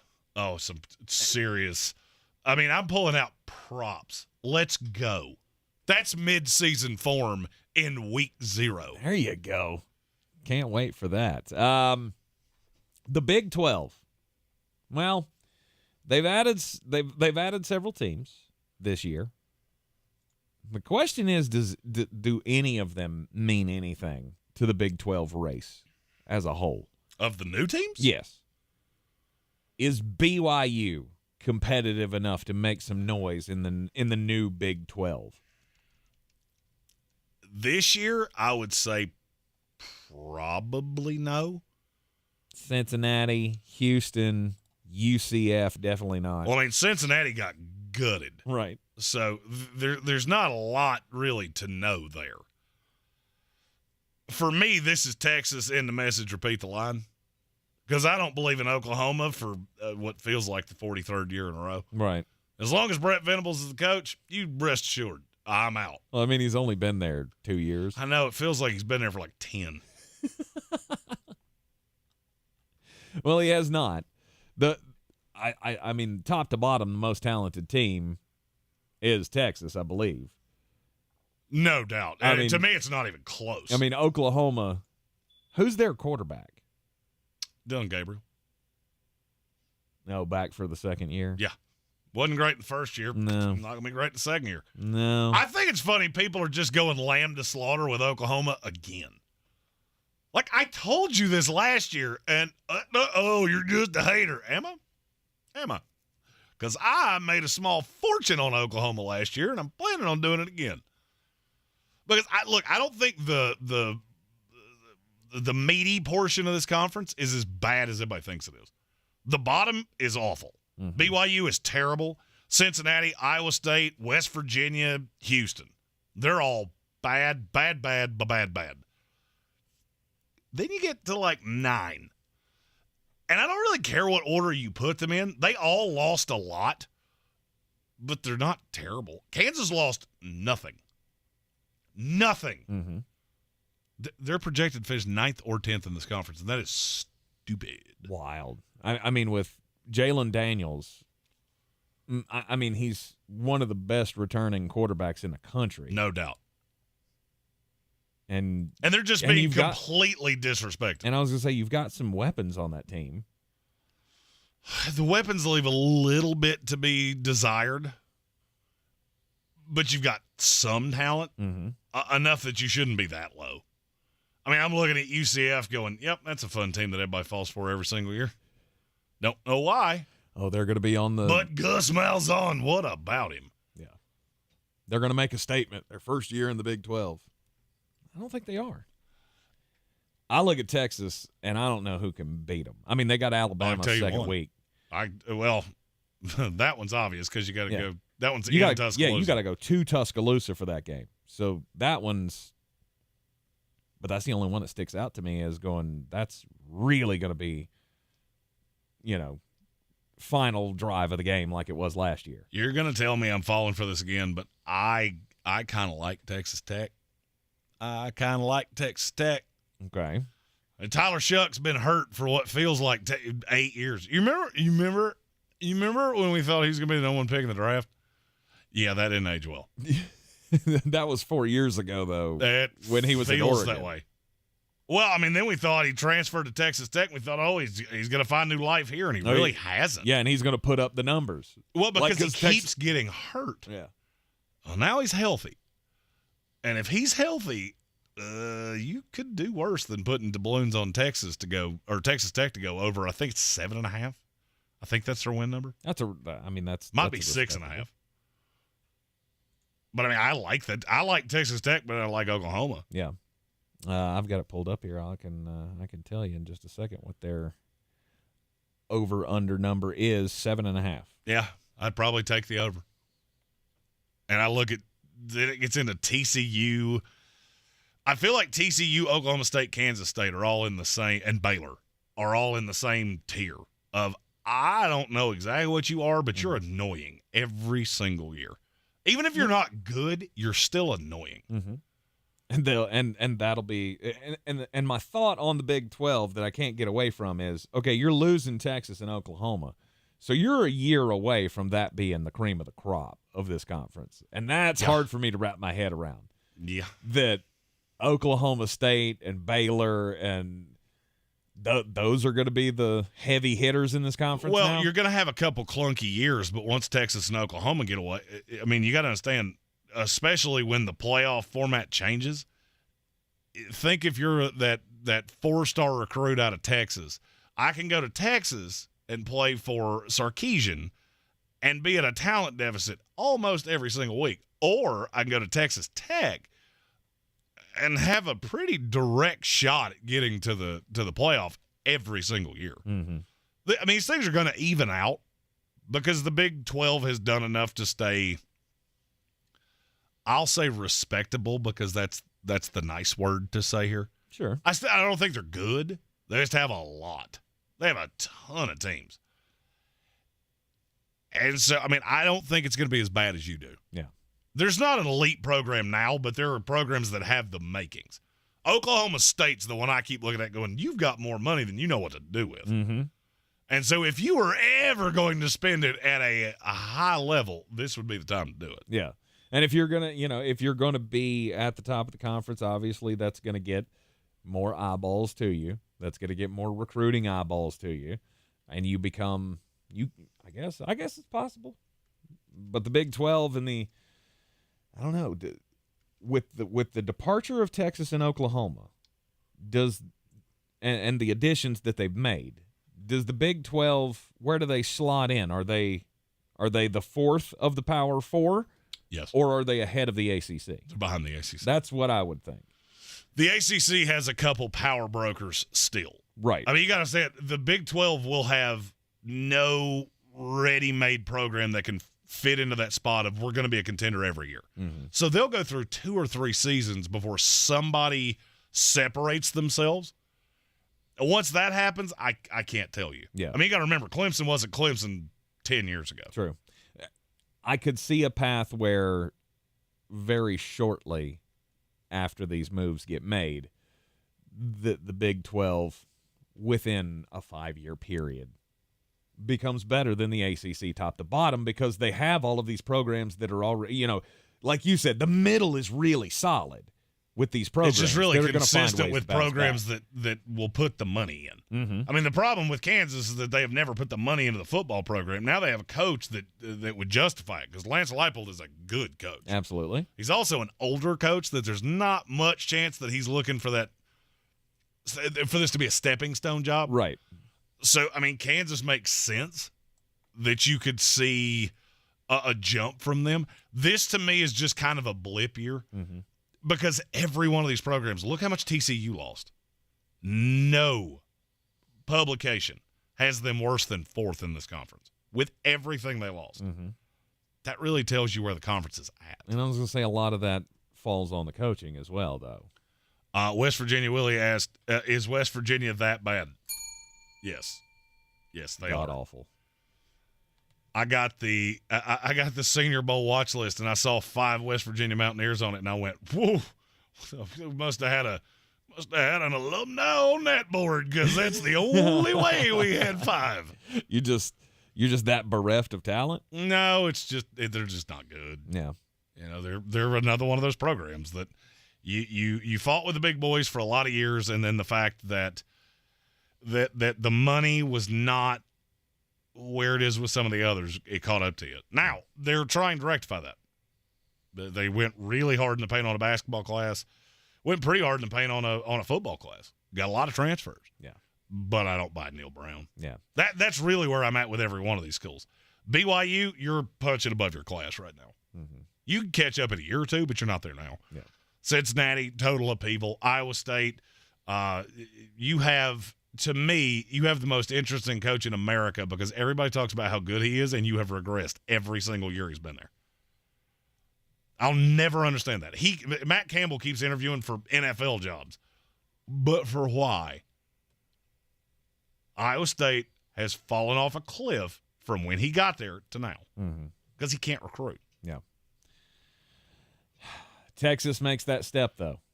I don't see how they don't win the conference. Yeah. I mean, even Texas doing Texas things, I am not sure how you don't win the conference. I thought they were going to be a nearing great team last year. And it was a very disappointing 8-5 season. And I know you dealt with injuries and quarterback questions and rotating doors and all of that. There was a lot going on last year. I get it. But this is the year that we expect, everyone should expect, Texas to come back to the national stage. Because I look at your schedule, and like I said, I mean, at absolute worst, you should be 10-2. I don't even know that second loss would be 10. I don't either. I mean, Oklahoma defensively, they can't keep up with you. Mm-hmm. I don't care how many players Brett Venables brought in. Do you remember how bad they were defensively? I mean, it'll be a little better than that, but not substantially. Right. I mean, do you have a team in this conference that you think could be the shocker that somehow beats Texas? I mean, I'm gonna go to Baylor because it's the only other game that I'll look at and I go, you're on the road at Baylor. You know how much I like Dave Aranda and his defense, and they could maybe you get a few key drops from Xavier Worthy in that game, and maybe the ball bounces Baylor's way and they can win on a field goal or something. But I really doubt it because I don't know what you can throw at them offensively. Yeah, and to keep up. That's where I'm at. Is I just don't see how any of you are going to keep up with them. Yeah, I mean, in a one-off, could they poo the bed? Possibly, but I don't see a way they don't make it to the Big 12 title game. And when they do, you're going to have to beat them a second time. Mm-hmm. And I don't think anybody can do that. I don't think so either. I feel like you're on a collision course for either Texas, Oklahoma, Texas, Texas Tech, Texas, TCU. Eric Miller in the YouTube comments says he's got Michigan, Georgia, Florida State, and Texas as his college football playoff picks. I think that's solid.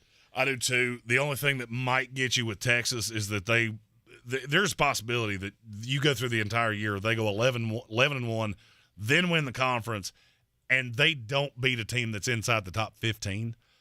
And so you just look at who they're going to be competing with there.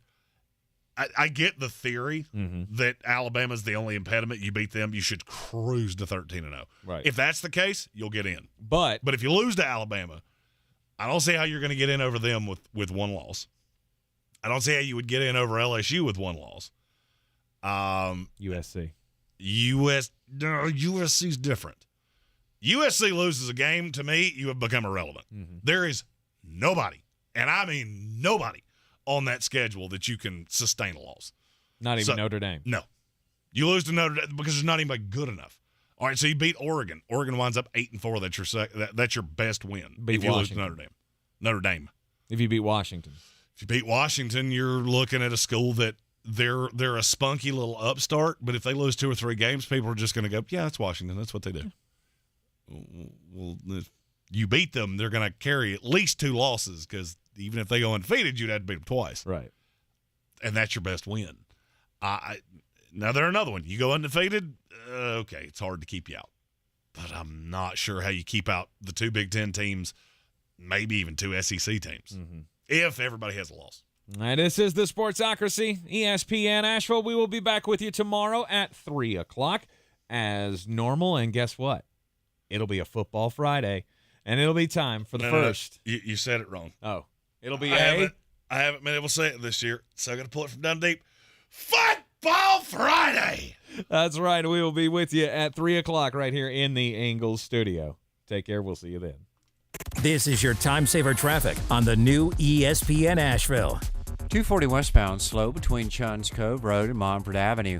240 eastbound is slow between Tunnel Road and Exit 8. 26 eastbound very busy between I-40 to Airport Road. 26 on the westbound side very busy approaching Long Shoals Road to the Blue Ridge Parkway. 26 westbound again slow between Bavard Road and I-40. 40 westbound stop and go between Bavard Road and the Smoky Park Highway due to an accident. The shoulder is blocked. Sweeten Creek Road, north and southbound, approaching Mills Gap Road is slow. Hendersonville Road, southbound, stop and go between Biltmore Forest and Overlook Road. I'm Lyndon Fuel with your Time Saver Traffic. This report is sponsored by Taco Bell. The Beefy Crunch Burrito is back at Taco Bell, thanks to rewards members who voted for it on the Taco Bell app. Filled with seasoned beef and flamin' hot Fritos, it's as crunchy and beefy as it sounds, and as delicious as a vote winner should be. Get one today at participating Taco Bell locations while supplies last. Discover credit cards automatically double all the cash back you earn at the end of your first year, which means... Wait, hold up. Question for the audio engineer. Go ahead. Did I read that right? Discover automatically doubles all your cash back? Yeah, that's what the script says. So if I get a Discover card right now, I can earn twice the cash back. Apparently. Wait! Unlimited first-year cash back match, only from Discover. See terms and learn more at discover.com/match. If cleanliness is next to godliness, look around the car right now. Is that very godly? Look, life comes at you fast, but so does WBNC Auto Detailing. They have the tools to make your interior look like it's coming off the showroom floor. You don't believe me? Check them out on Instagram. All that filth and years of stains disappear. WBNC Auto Detailing does full interior and exterior details with paint correction, and they do wax and ceramic coatings. Call WBNC Auto Detailing at 455-3700. Premium care with a Southern hospitality touch. Running a small business is no small task. At Home Trust Bank, we work hard to prepare businesses for whatever tomorrow may bring. Your dreams are our business, and we have local experts who can help you plan for a successful future. Dependable guidance you need, and service you'll appreciate. At Home Trust Bank, we take your small business banking personally. Visit your local Home Trust branch or anytime at htb.com. Member FDIC. Attention, it's time for the morning announcements. Make sure your parents are aware of the Ingles Tools for Schools program and ask them to link their Ingles Advantage card to our school. Remember, you have to do it each year. Now please stand and join me in the Pledge of Allegiance. I pledge allegiance to the flag of the United States of America and to the republic for which it stands, one nation, under God, indivisible, with liberty and justice for all.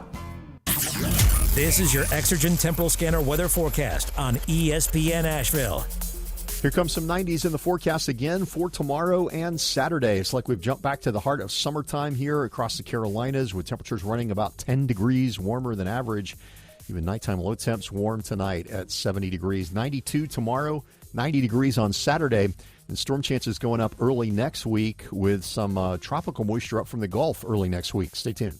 I'm meteorologist Scott Lauriamore. That's the latest Weather Channel forecast. This report is sponsored by Indeed.com. Fall into autumn hiring with Indeed. Their all-in-one solution makes it easy to attract, interview, and hire candidates. Sponsor a job and immediately get a short list of quality candidates whose resumes on Indeed match your job description. Visit Indeed.com/credit. Spring in the South means the return of Atlanta Braves baseball. There's a liner out towards center field. It will lay down. Here comes Ronald. Braves win it. The 2023 Braves load up for another huge season. The Braves play here on ESPN Asheville.